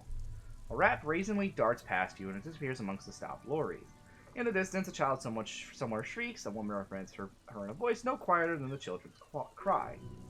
In the middle of a broken plaza, in a cone of light barely visible in daytime, two men, one slim and the other sturdy. They are on the city stage, but only one of them knows his lines. Ah, Martinet. He smells the air and says, "Where are we on this?" "Let me see." He takes the ledger for a moment and inspects it. "Right here." His finger near the top of the map, on a segment of the coast jutting out from the great ocean. I've seen worse. Oh yes. Coal City, Elysium, a burnt-out quarter. All of them worse than here. Look at the perforations. There are many of them. They are divided into 3 separate rows. Tally up the different rows. First one is 18 dots. Not bad. Not bad for what? You don't even know what it means yet. What about the next one? The next is the longest. It runs all the way around the border, and then some. Count them individually. Oh boy. You count 216 perforations. Considering that nice large number, a wave of pride washes over you. Though you can't say why precisely. What about the last row? The last row is 3 perforations. 3? That's it? That's it. Hey Kim, what do all these holes mean? Those are perforations. They represent your record as an officer of the RCM. They're your statistics, as it were. I should have guessed you keep a record. Officers often do. Let's take a look. Alpha male officers who are proud of their numbers often do, it's meant. The first row represents your years of service. 18 years? Okay. Not that bad at all. What did you do before you volunteered? Wait, 18 years? I've done this? Wait, 18 years I've done this? Got drunk like a megastar? I walked the land telling whores and liars of the end to come. There are 9,855 days remaining. I was a hobo and lived under a boat. Probably some boring office job, same as everyone else. I feel like I just went around apologizing all the time.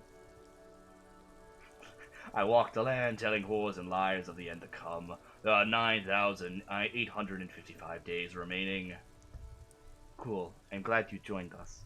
That's a lot of money and doom crying. Let's move on, shall we? This next row, the one that wraps up all the way around, this is your number of closed cases. Closed is good. It means finished. You've sat. Let's see. Wow! More than 200. Is that a lot? It's quite a lot. Even for someone who's been on the force for nearly 2 decades. Usually clearing more than 10 cases a year puts you in the 90th percentile of all RCM officers. Wow, so we actually are a legitimately good cop. Never mind.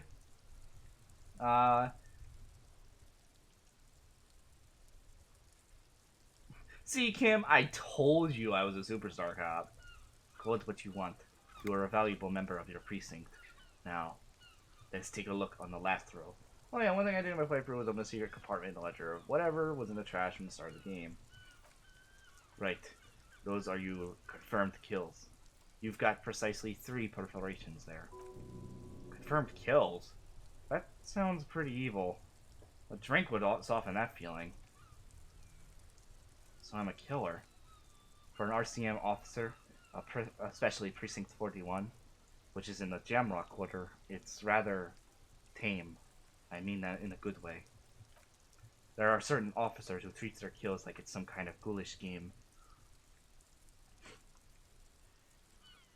They send them into a 10-minute coma? Oh my god. If they happen to solve a case, it's usually by accident. It's obviously obvious the lieutenant... it's obvious the lieutenant doesn't think very highly of these officers. But it seems as though you are, or at least were, one of the good ones. So we have that to be thankful for.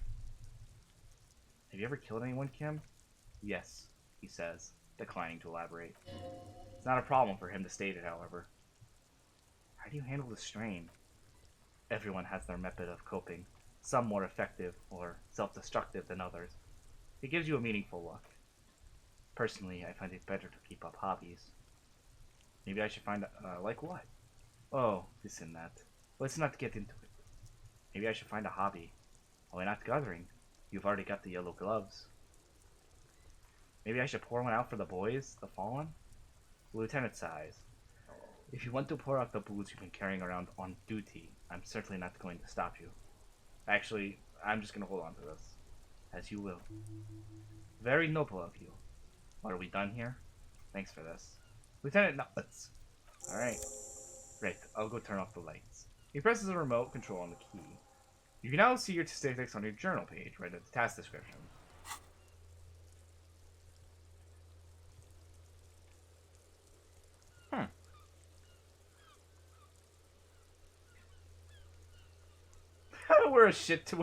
We're a big communist. We're also a big superstar cop, an apocalypse cop. Good to know. Huh. So this will track what you're doing in terms of like our achievements and such. I like that. It's pretty cool to know. Actually, before I do that, let's save.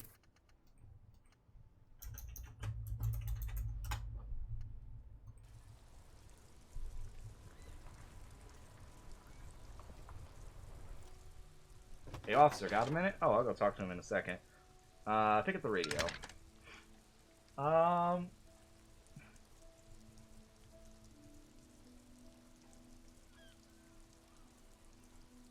Could you run a serial number from Hairwire Boots for me? Sir, officer. What's the number? And to make it a number if you know it. E50-100-1000. Make and model of the armor is Fairweather T500-VE. Got it. I'll contact the ICP database immediately. Call back tomorrow. Hopefully they'll have dug up something useful by then. I need to know if you can make me civilian. A Sylvie. She may report a murder. Of course. What's her number, officer? Kim, didn't Garth give you Sylvie's number? Yes, hold on. Lieutenant likes to look at his notes. Her number is 005-1944-298. Received. Hold on, officer. Oh, start slapping a marching rhythm on your thigh. Give it a minute. She might be busy at the moment. Takes a bit to get to the phone. Just wait. Relax. Officer, she finally returned. I have Sylvie Malik on the line for you. Yes, hello. A female voice greets you through static. It sounds like she's a million miles away from here.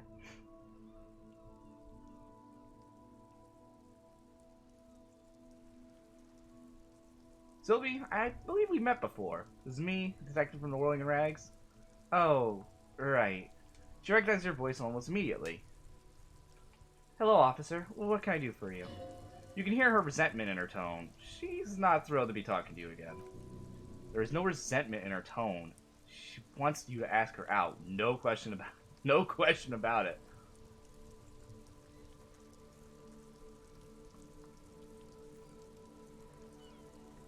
Yeah, let's test her story. Was it you who called the police? No, not me. Do you know who made that call? No, sorry, I don't. She clears her throat. Not a lot of people have phones around here. Copper thieves take the wires. People don't have the money, the cables to put them in again. They use the Union phone or the one on the coast. So Union has a phone. There's one further down the coast. Got it. Seems like Clash J wasn't playing when she said it was her. Lieutenant makes a note. This corroborates her story. She made the call. She isn't the fairest of them all. The ugliness of lies would never escape her lips. You quit your job at the Whirling. Why? You mean, why did I leave the bar? Wait, no. Maybe the last thing, because I remember this is the reason I found out that Harry sold the gun, and I followed up on that. Honestly, I'm not really comfortable discussing with you, sir. Why not? Okay. Did you leave because of Gart? What? She stops abruptly. No, why would you even say that?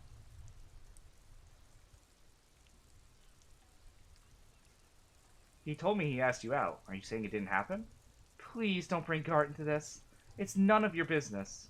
I've already said I don't want to talk about this. You're messing everything up again. Do you know how my paperwork ended up in the trash container behind the Whirling? Well, there's an uncomfortable pause. You tried to jam it down the toilet, sir, clogging it completely. After I had unclogged the toilet and retrieved the paperwork, I threw it into the trash, thinking you didn't need it. I'm sorry about that. She doesn't sound like she's actually that sorry. Anything else, detective? Have you seen my badge? Yes, I know who you are. You're a police officer. The law. This exact conversation's happened before. Establishing authority before this young girl seems to have been important to you in the past. Don't go there again. My badge is missing. Have you seen it anywhere? Oh, no, I haven't. Sorry. Have you seen my gun? Please, no, not this again. Everyone say I saw your cool gun, detective. She sounds beyond exasperated. I showed you my gun? When did it happen? You were trying to impress some people with it. Everyone was eating, and she stops hesitantly, not sure if she should continue. And what? What did I do? You were waving it around everyone's face, begging them to describe it. You said it calms you, and you started making suicide jokes. It got pretty graphic. Oh, those again? I've been trying to wean you off them. Off of what? You know, when you put your actual gun, on your temple and pretend to shoot your brains out. Off of that. People don't like that. Yeah, we totally pretended in one route. I remember this. You were screaming things like, "My brains are all over the walls," painting them red. I won't be seeing it because these are my brains. I can't see without my brains. Very nice visuals there. Where were you when authority took over drama?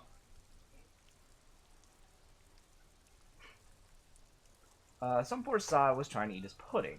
While you were screaming, spitfly, imitating the mercy shot right next to him, spat some food. I don't think he touched it after. Okay, I don't know what to say. Me neither. I'm not gonna say these. What happened to my gun? No idea. All I know is, next thing you were waving around money instead, saying things like, big bucks cannot lie, and guns cannot buy money, but money always buys guns. It almost looks like you pawned it, but believe me, I did not ask.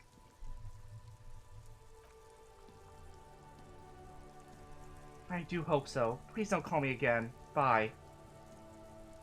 Wait, why does she seem angry with you? Yes, you have obviously done something to upset her.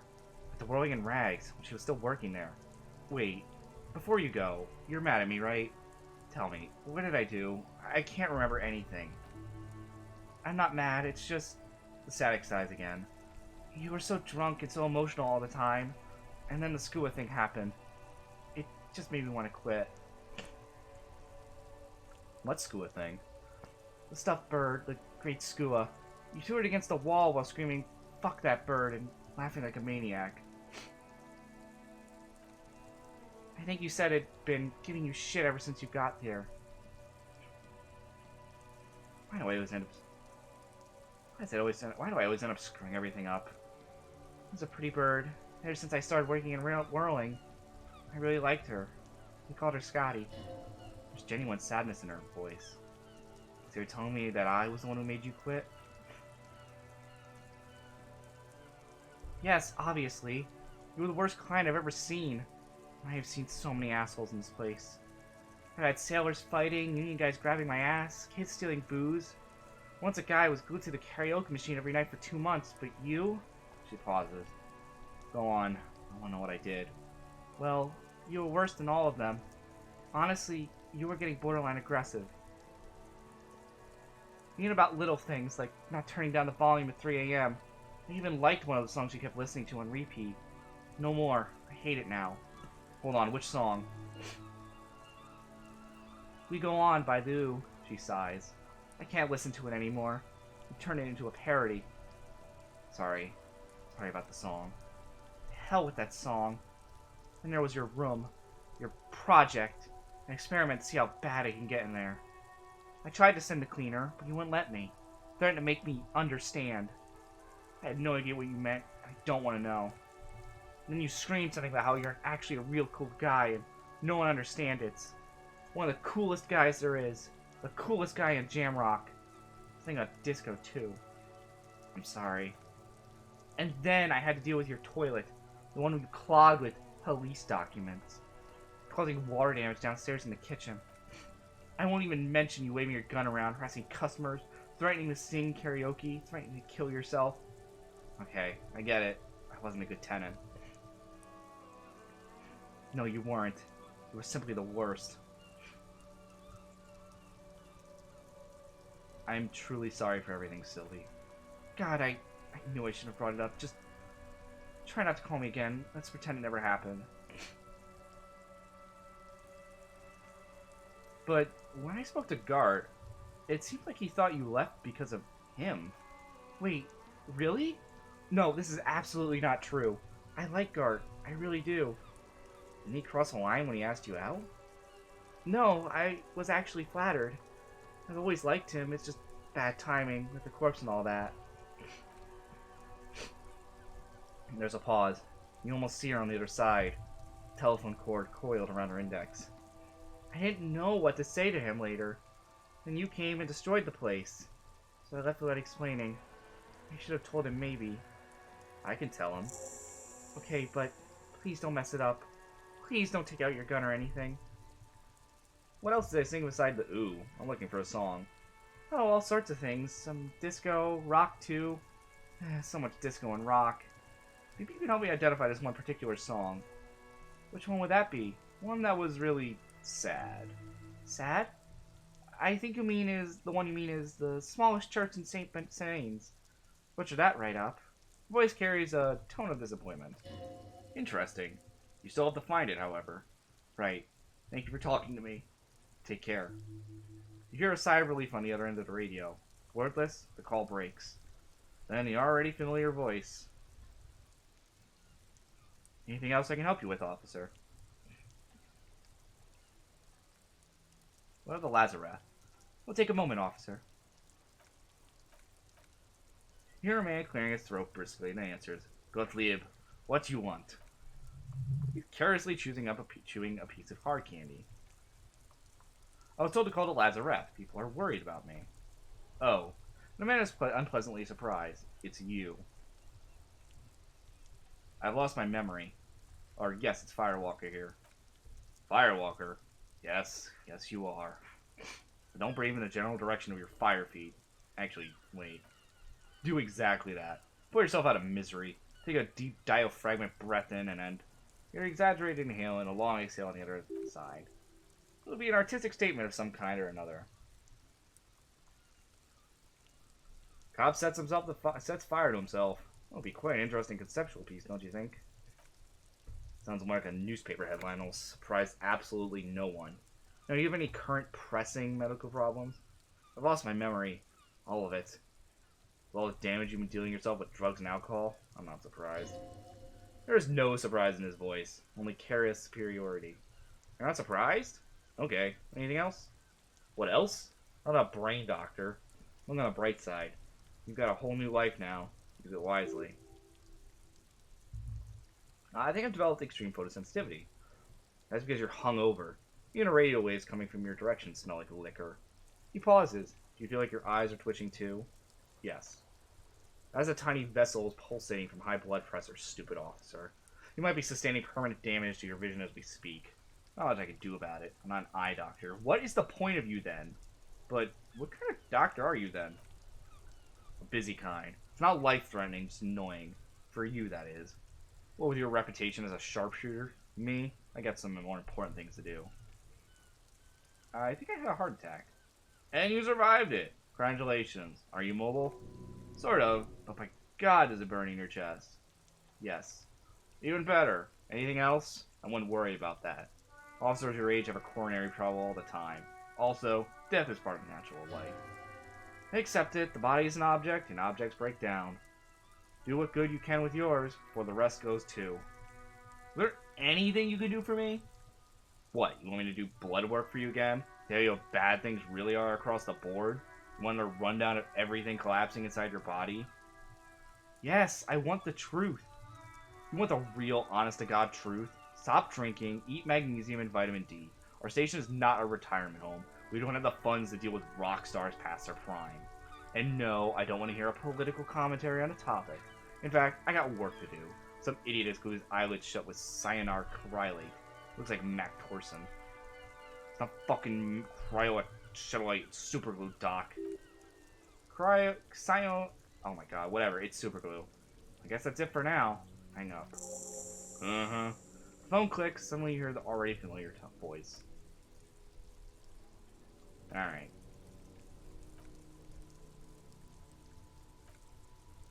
Stop the gates and blah, blah, blah. Alright, I'm gonna take a quick break and then we'll be back.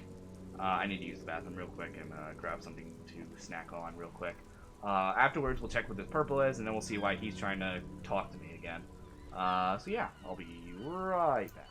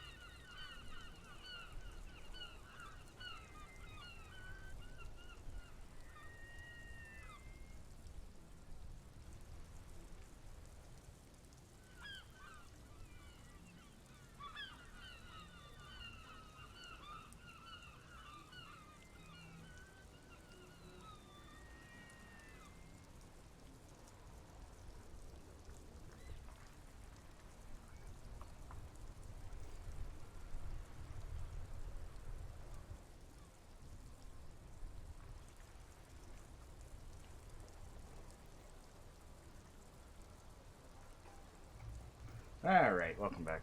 Let's get back to it. Hey, so we've been monitoring you internally, and we know about your Copo type. Wait, there are Copo types? Yeah, guess what yours is. Guess what yours. I was kind of hoping I'm the Apocalypse Cop. That is only a ludicrous daydream. Guess again, you're the Superstar Cop? Weapon Cop? No, you're the Sorry Cop. The cop who's sorriest. Let's make it official then, shall we? Huge lack of enthusiasm going on in here. You know, I'm actually not sorry. Won't the other Copo types be jealous? What? Jealous of the sorry... Wait, what? Oh yeah, I'm 6 on the Sorry Cop. I guess that makes sense. Kinda sucks. I think it'll be fine, don't worry. It'll be super, super fine. It'll be totally okay. You can do a Copo type from sorry to anything. Fucking... They should be sorry. Yes, yes, infinite rage and lamentation. Let's wrap it up. I'm sorry. Of course you are. It's okay. You got 12 communism points? Yeah, but I think these are separated. So, like, this is my political views for my character. This is the type of cop I am. And then this is, yeah. I don't know what this 9 means, though. Because I'm assuming it can go negative. So I'm assuming I'm a good cop. I didn't know that was a thing. Probably not, really. Anyway, of course you are. It's okay. See if you can get something out of this, like, info. Or maybe every time you say sorry, you get $1 million. That won't happen.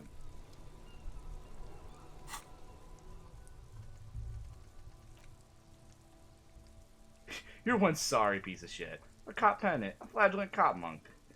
This is not right work for you. You should be groveling at the feet of a feudal lord, providing lurid evidence against yourself in a Amazonian snow trial, or ripping the flesh from your back with a cat of 9 tails. Whatever made you this way, you can be damn sure it was your own fault. Do it. Really criticize yourself. Who knows? You might uncover something of importance from your guilt-ridden past. Do I not have... Oh, here we go. I'm going to do Cop of the Apocalypse.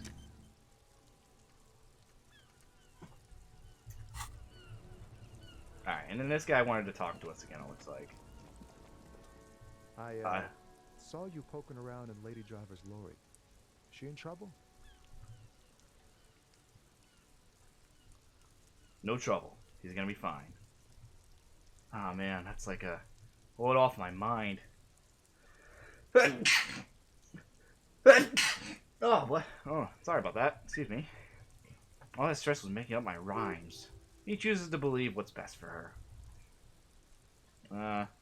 What's the plan with those rhymes, anyway? Oh, you know. The thought lightens him up. Tommy Lee Holmes is gonna be a musician. Expression gang. But with beats. I've got a lot of free time on the road to hone my craft. The correct grammar is Tommy Lahome. Alright, why Tommy Lahome? Tommy Lahome was taken. He shrugs in a what-can-you-do manner. My real name is Jeffrey Lafitte. Tommy's way better. It's more him. Good luck with that, Tommy. Gotta run. Yeah, you too. Be safe, detective.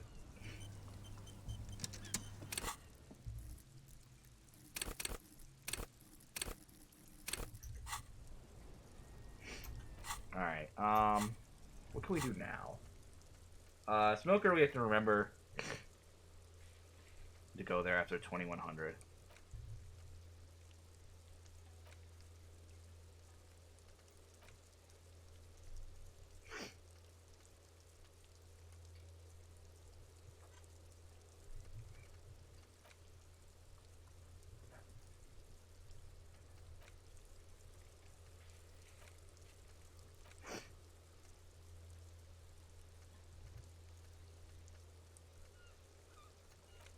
I feel like I should be doing this one again, so let's try that again.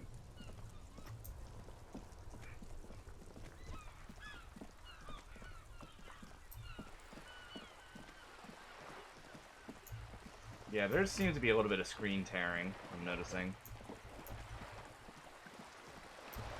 That's what I want to check. I feel like Joyce and Evrard are, like, two big players in this situation.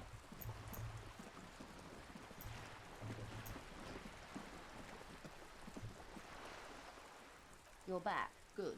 What can I help you with? What are you? What am I not is a basic term of reality. Maybe some way to talk about ourselves at the later junction. Where are we? We're in Martinet, baby. Baby? A casual term of endearment popular among the 50-plus crowd. It's a disco holdover. Pay it no heed. I'm a disco holdover myself. Ha! She smiles. Aren't we all? She refers to your corresponding ages. And what is Martinet? Martinet is a district of Revachol. She looks around, her green raincoat flapping in the wind. A very small district tucked away near the industrial harbor, north of the 881 in Jamrock. You would be excused for not knowing about it. Unimportant, they say. Forgotten even. Shelled to smithereens during the Revolution. She shrugs. It has its charms, just not of this year. You mentioned a sea. What sea is this? It's not really a sea. It's just the Bay of Rivachol. And the bay feeds into the ocean. Are we near the ocean? Yes. We are on an island in an ocean, the world's largest body of water, the Insulindic. Known to the early Revacholians as Les Immensites Bleu, the blue immensities.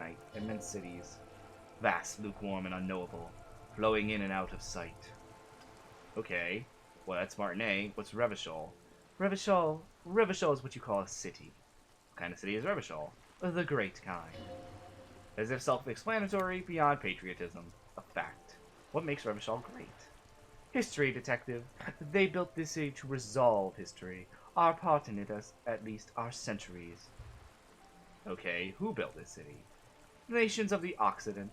Our migrant workers from the Seminine and Ilmara, depending on your creed. When was Revachol built? In the DeLorean century, 380 years ago. And why will it resolve history? They say it's where the terrible questions of our times will be answered. The tensions are highest, the fault lines deepest. Alright, I finished my drink. Why here? We are standing on a fertile, self-sufficient island able to sustain up to 200 million people in the middle of an insulintic ocean. The world's connective tissue. She smiles. It's where the money is. So we're pretty much at the center of the world. Oh, we're quite a way off. About, she points across the water where the skyscrapers rise. 22 kilometers from the center of the world. That soldering iron is the Bank of the World building. The bottom floors are Intercom, coalition government. With the way this is already going, are you sure you don't want to drink? Let me make sure. Alright, there was a little bit at the bottom. Look to the sea. Silence. She lowers her hand. The water, the light, is as though you're seeing it for the first time. There is no recognition, only the immensity of the sea and the cold radiating from it. Where are we? Uh-oh. Where are we? I have no truer answer to give, unfortunately. She watches you closely as you scan the horizon. This is one of the thought you need to complete. Where are you? No, I'm good. I also don't have a second to get, and I'm not able to drive, so yeah, I'm not doing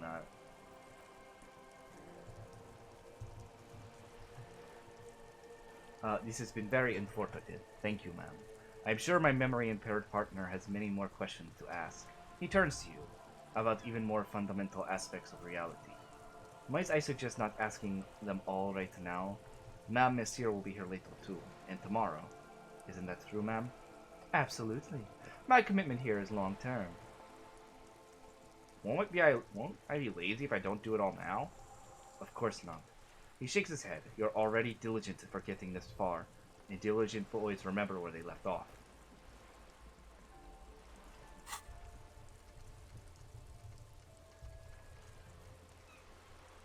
Oh, okay. Alright, well, we're gonna try that 58.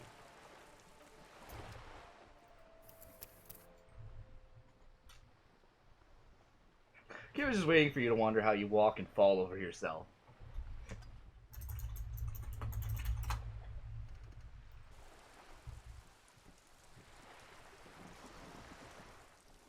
You're back. Good. What can I help you with? Damn. It remains a mystery, but what do you mean by something close? Nothing about you. It's all reality. I was hopeful.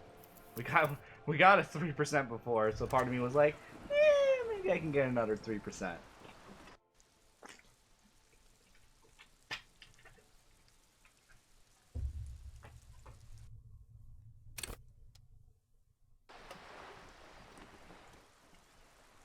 You're back. Good.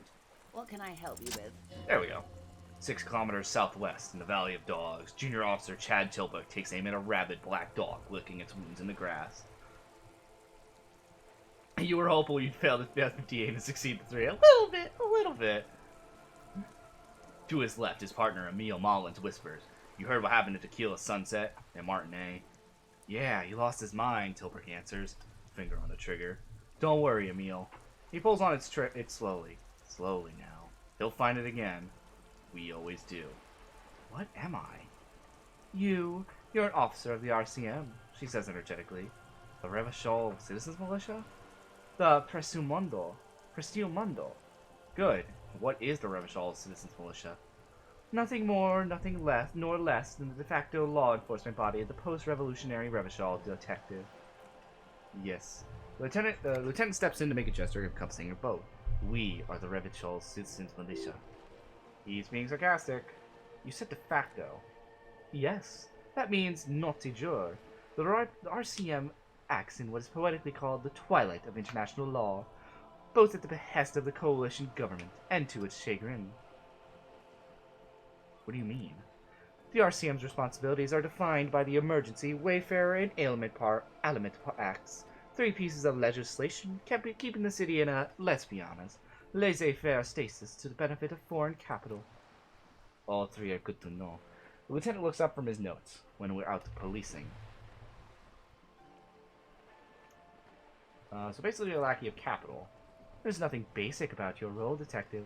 It's true that the RCM keeps everything the way our seemingly permanent provisional rulers like it. She leans in.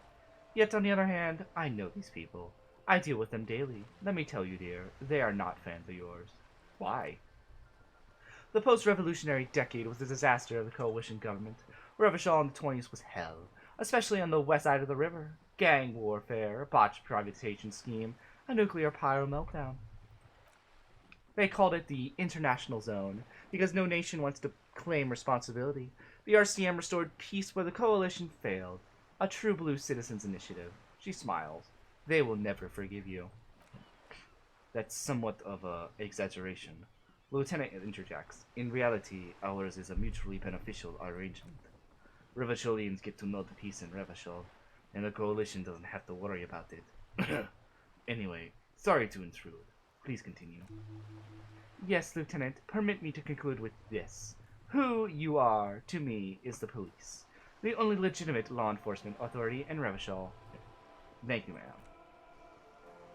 And if those authorities drink so hard that they need help recalling the basic terms of reality, well, I'm here to help. She bows and smiles. We're not going to do that. We did get... I already forgot which one it was. We'll make sure to get that one next time. Not without saving first. Yes, I probably should save.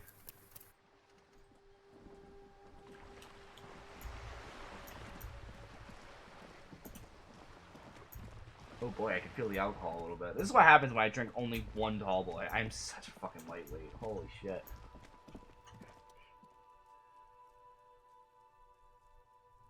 Why am I looking at this wall? Let's see. What are we doing for... we still need to get a sad song. I guess we can... Whew! Okay. How do why do I get tipsy from 1 drink? I don't care if it's a tall boy, but still.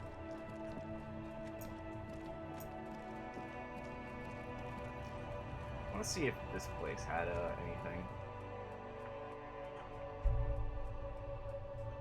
I mean, I'll get sober in like half hour, but still. Did I already drop off all my stuff? Let's see your bottles. There we go.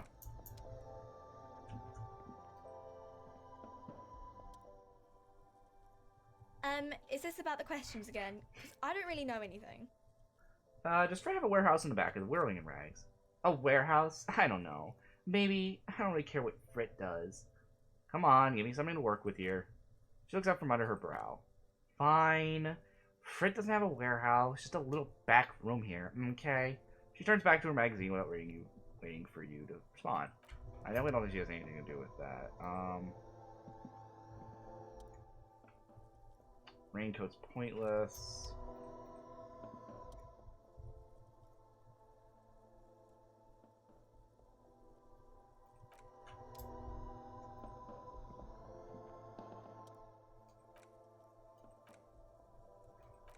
You can steal the raincoat? How?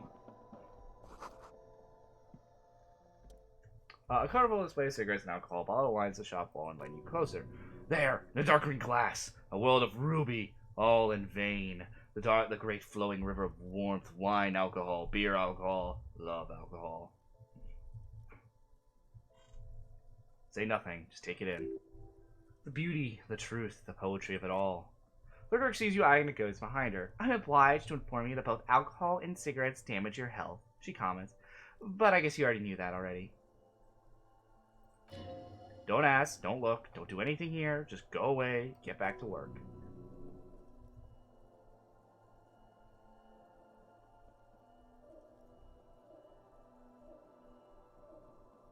You saw any under-the-counter vices?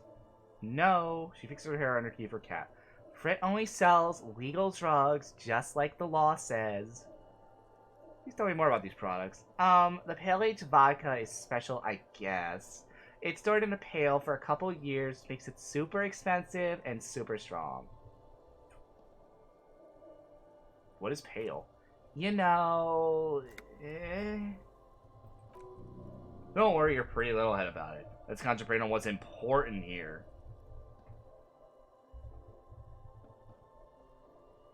Thank you for your answer.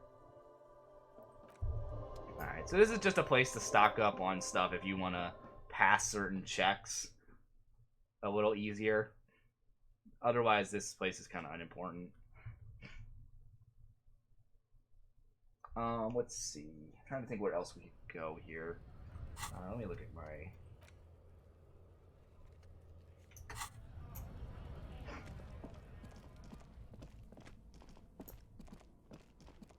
I still have no idea about the trash.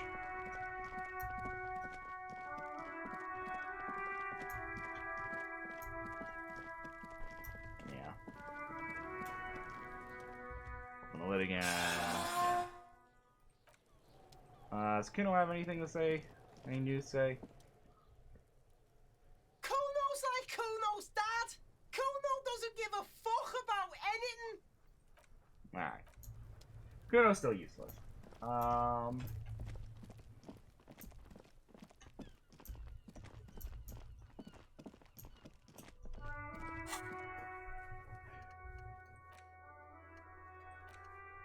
Have that. I don't really care about the fallen pants, so I'm not gonna bother with those.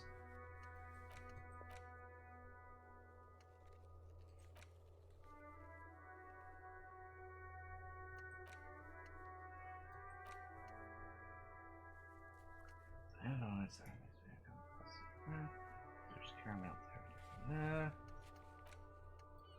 Okay, I'm just gonna go look this up quick. Hold up, this one's been bothering me.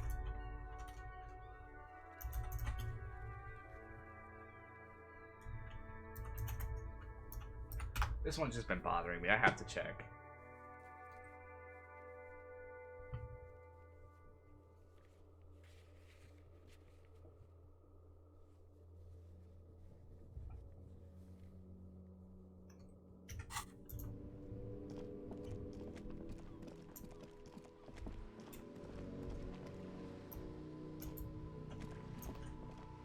So it says to go in and talk to the Plaisance.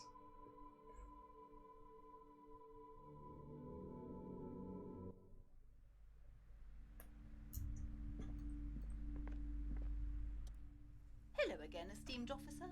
And welcome to... Let's see, right?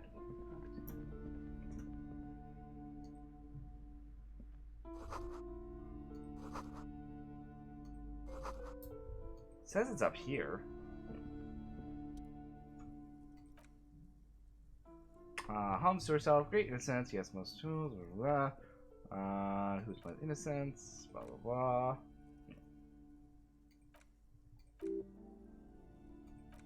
I'm just kind of going through this at this point.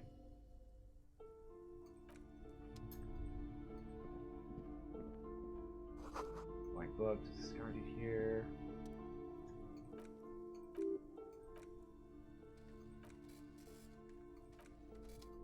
Was it? No, right?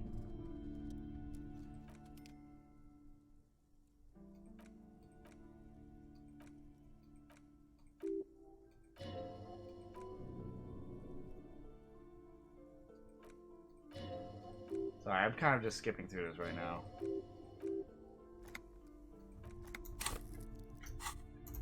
I don't... Oh, hello. Here we go. From A to Z. A guide to a well-behaved cockatoo. Silver-crest cockatoo sits on the cover, its beak slightly open. It looks as if a bird is calling out the book title, From A to Z, a guide to a well-behaved cockatoo. Flipped pages. Turns out there are so many different cockatoo species. What about this guided cockatoo, storekeeper?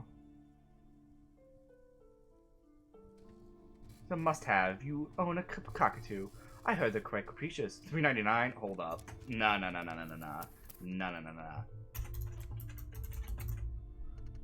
That's a little too much, especially because I want that lamp, even though I don't think we'll ever get it. Damn. I'm gonna steal this. You don't care about Kuno's pants? Shocking.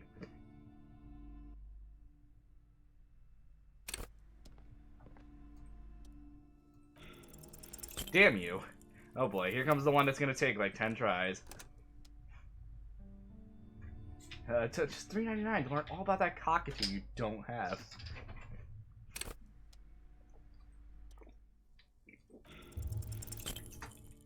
Oh my goodness, I got a 3%. Come on, game.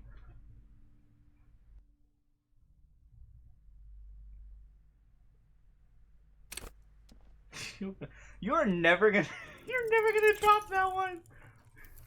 You want to fucking as a picture of a pig. It's labeled you. Oh my lord.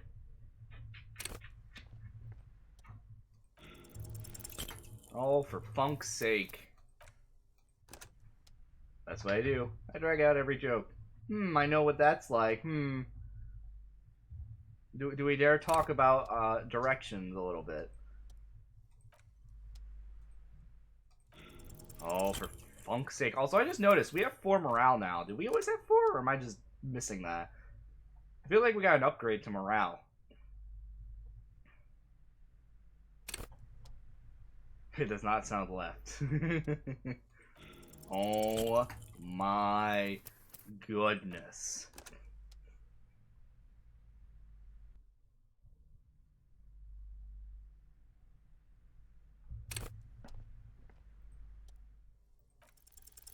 Thank you. You wait for the storekeeper to be distracted. When she's not looking, you haul the tomb of cockatoo into your pocket. It's quite a challenge, but eventually the guide to cockatoo is yours. Splendid effort! Volition is directly tied to your morale, endurance for health. Oh, that's good to know. Oh, okay. Maybe down the line I'll put up endurance.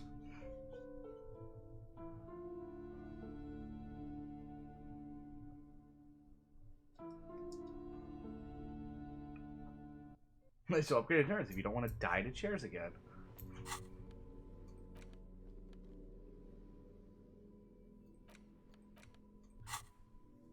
Cockatoos pair with an erectile chest found on 17 islands in southern Philamere. Known for their intelligence and general precociousness, cockatoos are popular birds in the aviculture. However, they often exhibit varied behavioral issues. Okay, what's more? This book talks about the delicate nature of twos, as well as introducing some of the most popular species among bird enthusiasts. The funeral cockatoo, majestic cockatoo, and the most common bang bang cockatoo. It's colorfully illustrated. All right, what's the problem? What problem do these birds have? Sorry, I couldn't speak for a sec there. Where to even begin? All cockatoos are known for their needy natures, requiring for at least 2 full hours a day. They love to talk and just have been described as lovable clowns who don't know how to wrap things up. I can handle that. It would be nice to have someone who would talk to when lonely. Pet owners also report moodiness, loudness, and hostility as a reoccurring issue. If left unsatisfied, cockatoos may scream non-stop, pluck their feathers, or become aggressive. Not for personal experience, but I can tell you this is definitely true, and not just for cockatoos, just birds in general. Birds are very, very social animals. They need plenty of speaking, plenty of close interactions. They are a very, very needy pet if you ever plan on getting a bird. Right, that's bad. Anything else? It is not recommended to get a cockatoo if you're not able to cook them food every day and give them the full care they need. These birds will never understand that you have a life of your own. Yes, there has to be something great about cockatoos as well. You're right, cockatoos are magnificent creatures. They love to perform, cuddle, and show off, and they will even scream for fun, often as loud as up to 135 decibels. Not great for the neighbors. Performing? Yes, birdie. Funeral cockatoo, major majestic cockatoo. Let's read about the common bang bang cockatoo.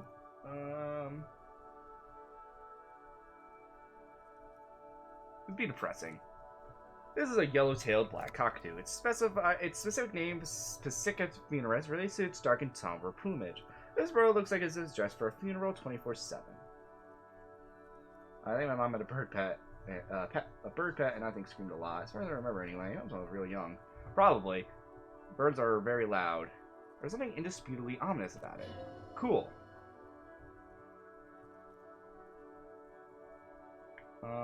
Major majestic?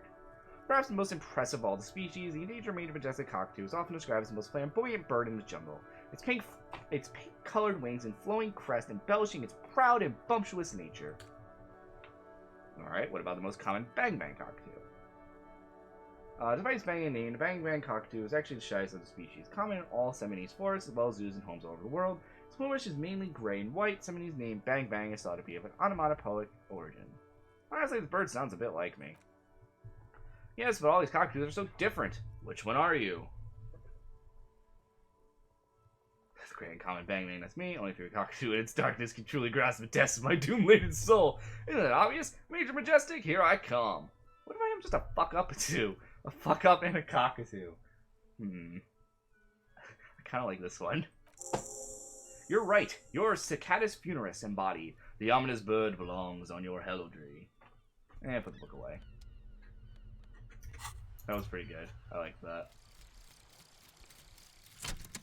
Alright, what do we get for our passive? Hey, this must be the thing you were talking about then, Manji. Because there was, a 15-year-old tribe was compromised 8 kids from Fairground and North Shamrock, running from wild dogs in the valley, hiding scents out of rocks, and stealing clothes off clotheslines, and sometimes even the copper raying of phone lines. You may have been one of them. This must be your childhood memory. The 15 Indo tribe was your Indo tribe, set to rule in Slindi. The rest of the kids are dead now, car accidents and drug overdose. Only you remain. I'm glad I got that. That's actually pretty useful. I'll have to remember to click every single green now. I think I left some greens up here.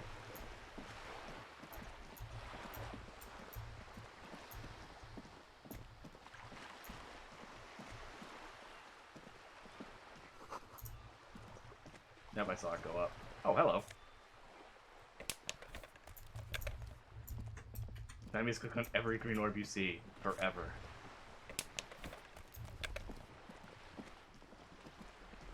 Oh, I will, don't worry.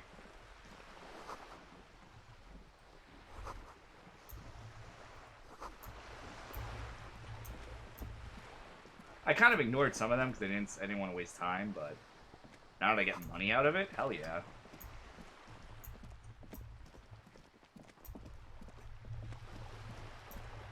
Where do I want to go now? I do want to eventually sing karaoke, but I'm not really sure where to go with that.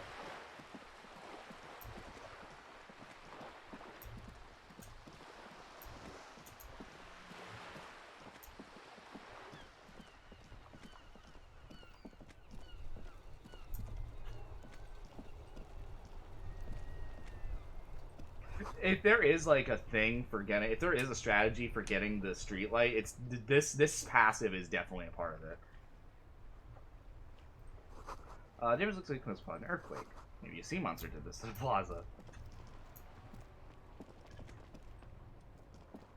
You bet, though, I'm gonna make sure to grab every single one of these, though.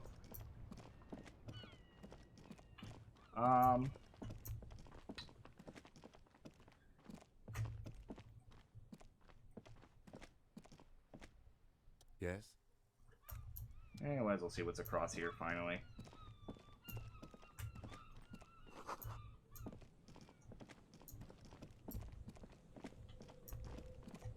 Right? Because there's really...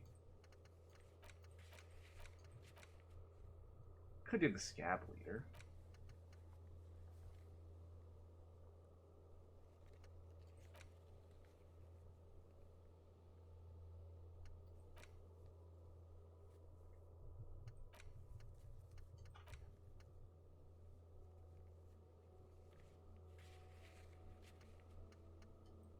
Oh, we can listen to it in our room? I didn't even know this.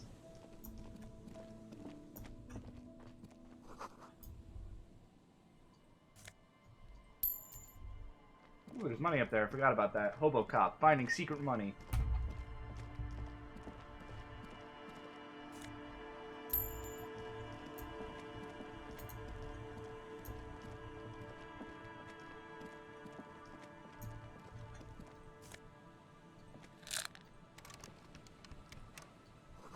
Traffic beyond the gate. More abandoned motor lorries.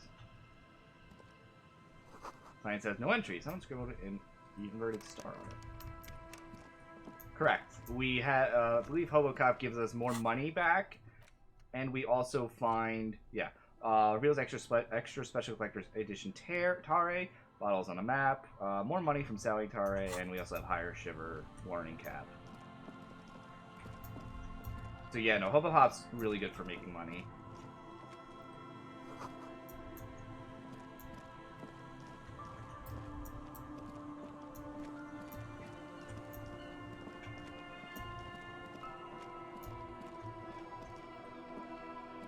What happened here? I need a fuel canister. Banged up motor carriage lies half submerged in the icy water, slowly sinking into the Insulindian Ocean. Only the cabin top rear wheels and the engine remain visible. I'll be poor for the rest of my disco life. It must be cold and lonely down there in the icy water. Carriage in the sea. Where did this come from? My guess is it started its journey from the plaza, where it back through the fence. Let's investigate, Kim. I agree. Curious look in his eyes. We should definitely investigate. You get a sun-sinking feeling. Stomach acid comes up as you look at the motor carriage from the deep, dark, cold water. This is ours, isn't it? Why the doom and gloom? It's just a sunken motor carriage. Some motor carriages are bound to end up in the sea. This is totally ours, isn't it? What does it make it as MC? Can I see a logo? Logo's too deep in the murky water. You can't make it out, but you do see a monkfish float by. On your hand on the cold metal. Motor carriage is probably stuck in the ice. Getting out would require a team of specialists. How long has it been here? The ice hasn't been closed around the vehicle yet. He leans toward the peak into cold water.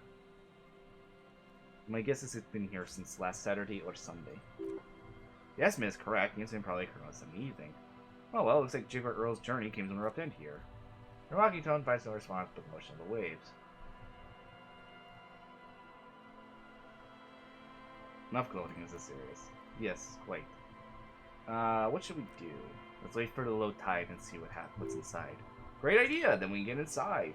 Joyride Rider must have left something good inside. Guns? Papers? Maybe a cool jacket? Joyrider jacket? How long will it take for the tide to come in? I don't know. An hour or two tops? Sit on a swing and wait for the tide to recede.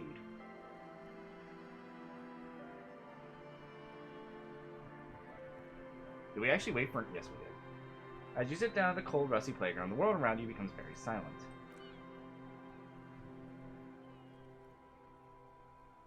Nothing but the sound of seagulls, high above in the sky, echoing like distant laughter. Ice cracks around the blue motor carriage in the sea. Are you fucking... Spit flies from your mouth to your mustache, your chest, the ground before you. No sound, though.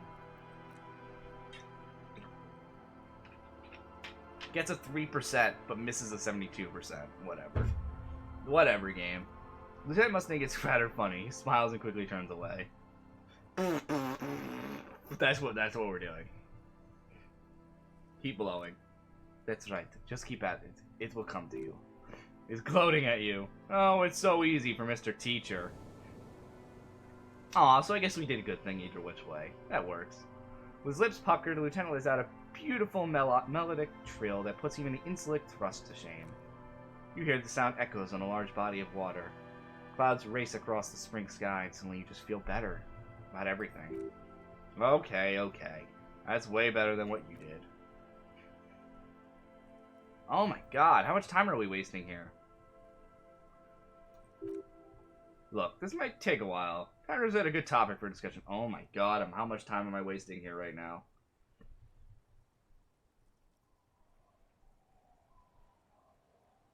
Would you rather sit on an anthill for an hour or stand in a river of leeches?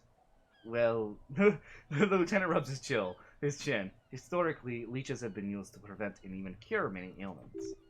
Okay, he's thinking, I can do this, let's do this. Who would want to sit on an anthill? There are no therapeutic benefits to... Well, napalm ants, for example, are used in rites of passage rituals. Oh my god. What is happening? Clouds are into closer and darker. You hear a distant rumble of the city. 30 minutes pass.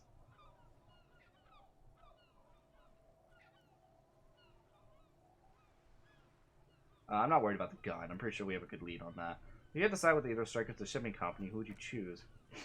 Luckily, I am already a member of an independent organization, and therefore do not have to choose between a rock and a hard place.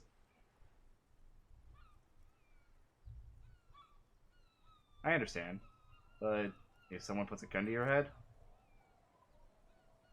What is happening? We're wasting so much time. You make out the mark now? Detective, I've been able to make out the mark ever since we arrived. I find it odd that you haven't. It's a Capri Model 40. The eyes turn to you. It is a simple and rugged machine, favored by working men, government officials. He pauses to think. Firefighters, animal control people. You know, those kind of people. Put your eyes and say, is that number on the side? Yes, 41. What do you think it stands for? As if he knows what it stands for, but wants you to say it. So this is our car.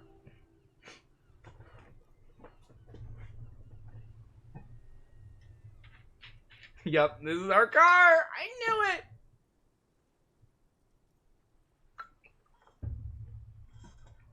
Oh god, no. I'm sorry, Harry. I'm so sorry. 41 precinct 41. A massive pit opens up in your stomach and the most terrible feeling comes over you. No. Just no. Say no to this. Say no to this, Harry. No, no. Oh my god, it's mine! I drove my car into the sea!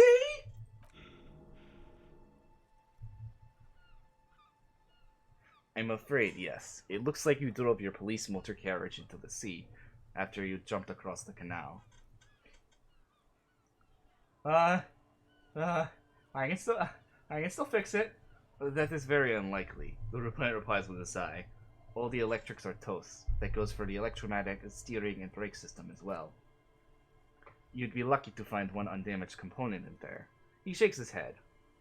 In a few months, there will be nothing left but the rust of this vehicle. It'll be cheaper to buy a new one. Well, not cheaper. This motor carriage costs 440,000 real. But in the long run, it still makes more sense to buy a new machine than to try to refurbish this. I couldn't even pay a hostel bill. Let's face it, this is a substantial loss to your district's budget. He's avoiding your gaze now. I mean, my station only has 4 vehicles in addition to my Kinema.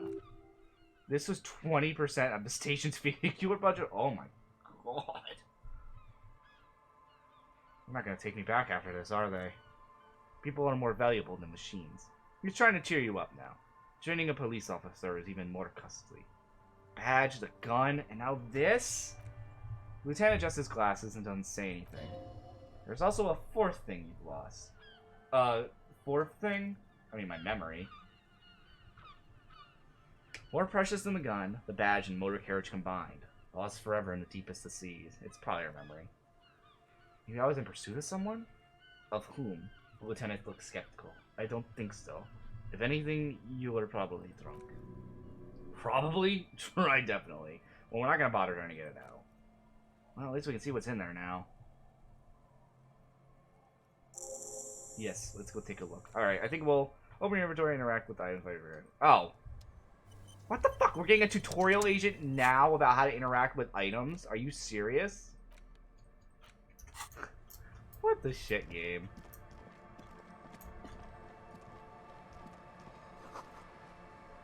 Can we get a ride with you? Hey, we found our badge. Ooh, that looks pretty good. Excuse me? Welcome to day 3. Time for tutorials.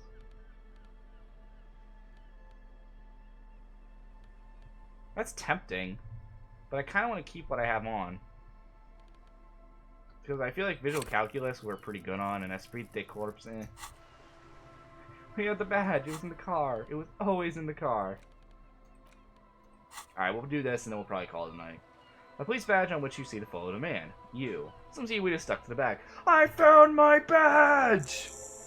At least something good came out of all of this. Lieutenant glances at the badge in your hand. Study the badge. Encased between 2 durable plastic sheets is a bluish card with lines of information, and a watermark in the shape of a street grid of Revachol West. You see a photo, a name, a rank, and a document number, the date of issue, and in the lower right corner, your precinct. Look at the photo. The man keeps blinking at you with his green-gray eyes. The photo's old, no doubt about that. But the badge is new. You used an old photo for a new badge? How old? 8, maybe 10 years. The guy in the photo is rather good-looking. He's got a nice haircut, and is distinctly lacking in his massive sideburns. Why do you think? His face is already contorted by the expression. Although it looks less grotesque on him than it does on you now. It looks better on him because he isn't much of a pain while producing it as you are now. Although there's already a hint of that pain, certainly. Don't be fooled. The bad times have already begun. Wake up the past and tell it to stay awake. Bad times are here to stay. Ha! He had the expression even 10 years earlier. Harry Dubois. Harrier. That's long for Harry. So you are Harry. He thinks. Everett was half right. Probably not a lot of people know your full name. Whoever told him you're Harry Dubois didn't. What kind of name is Harrier? It is a wartime name. Revolutionary. The kind's mother give their sons during troubled times, like Undying or Boxer or Ironhide. Accept my name?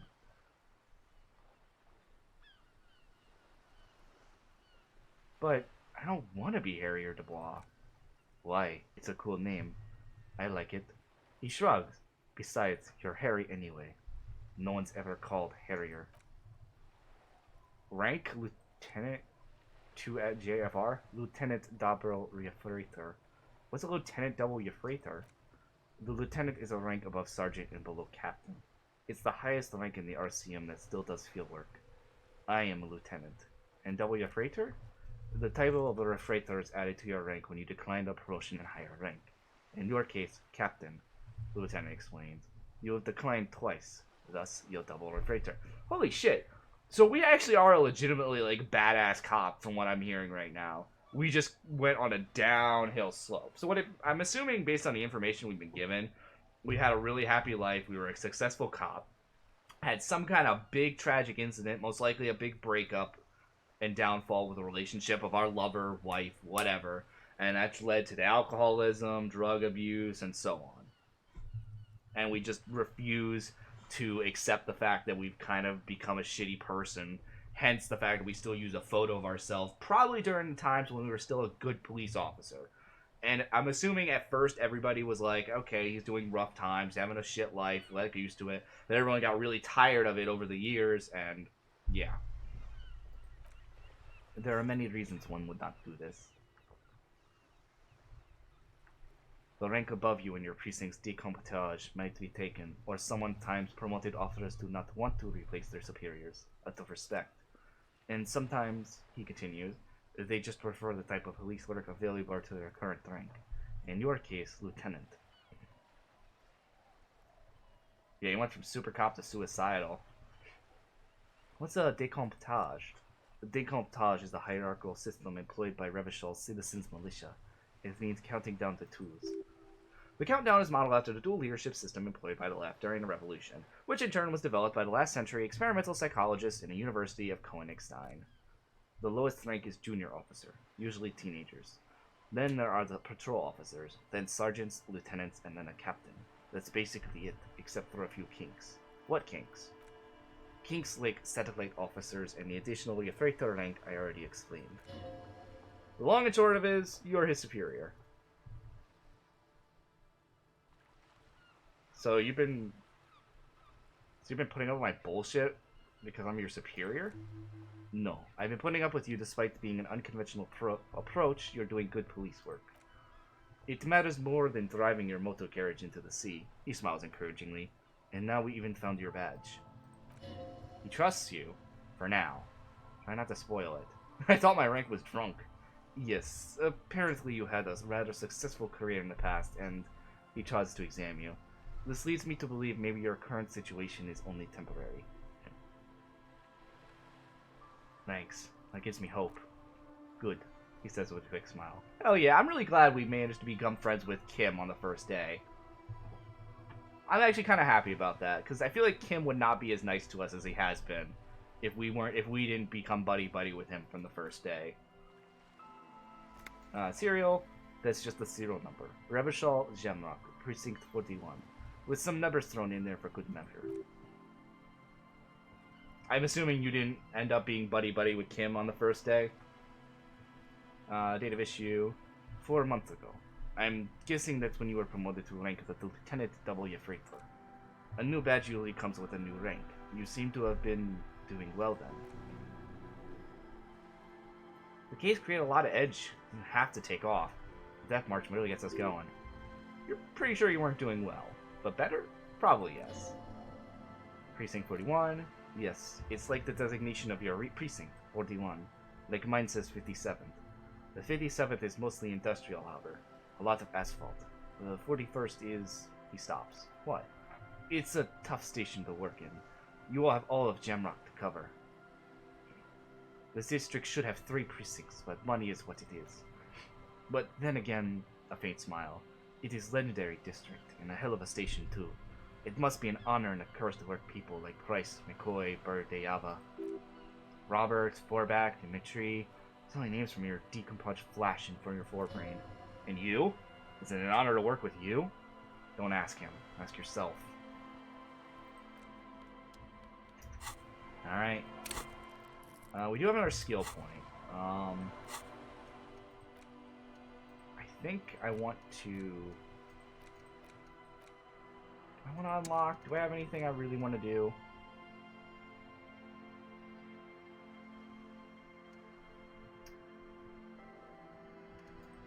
Sure.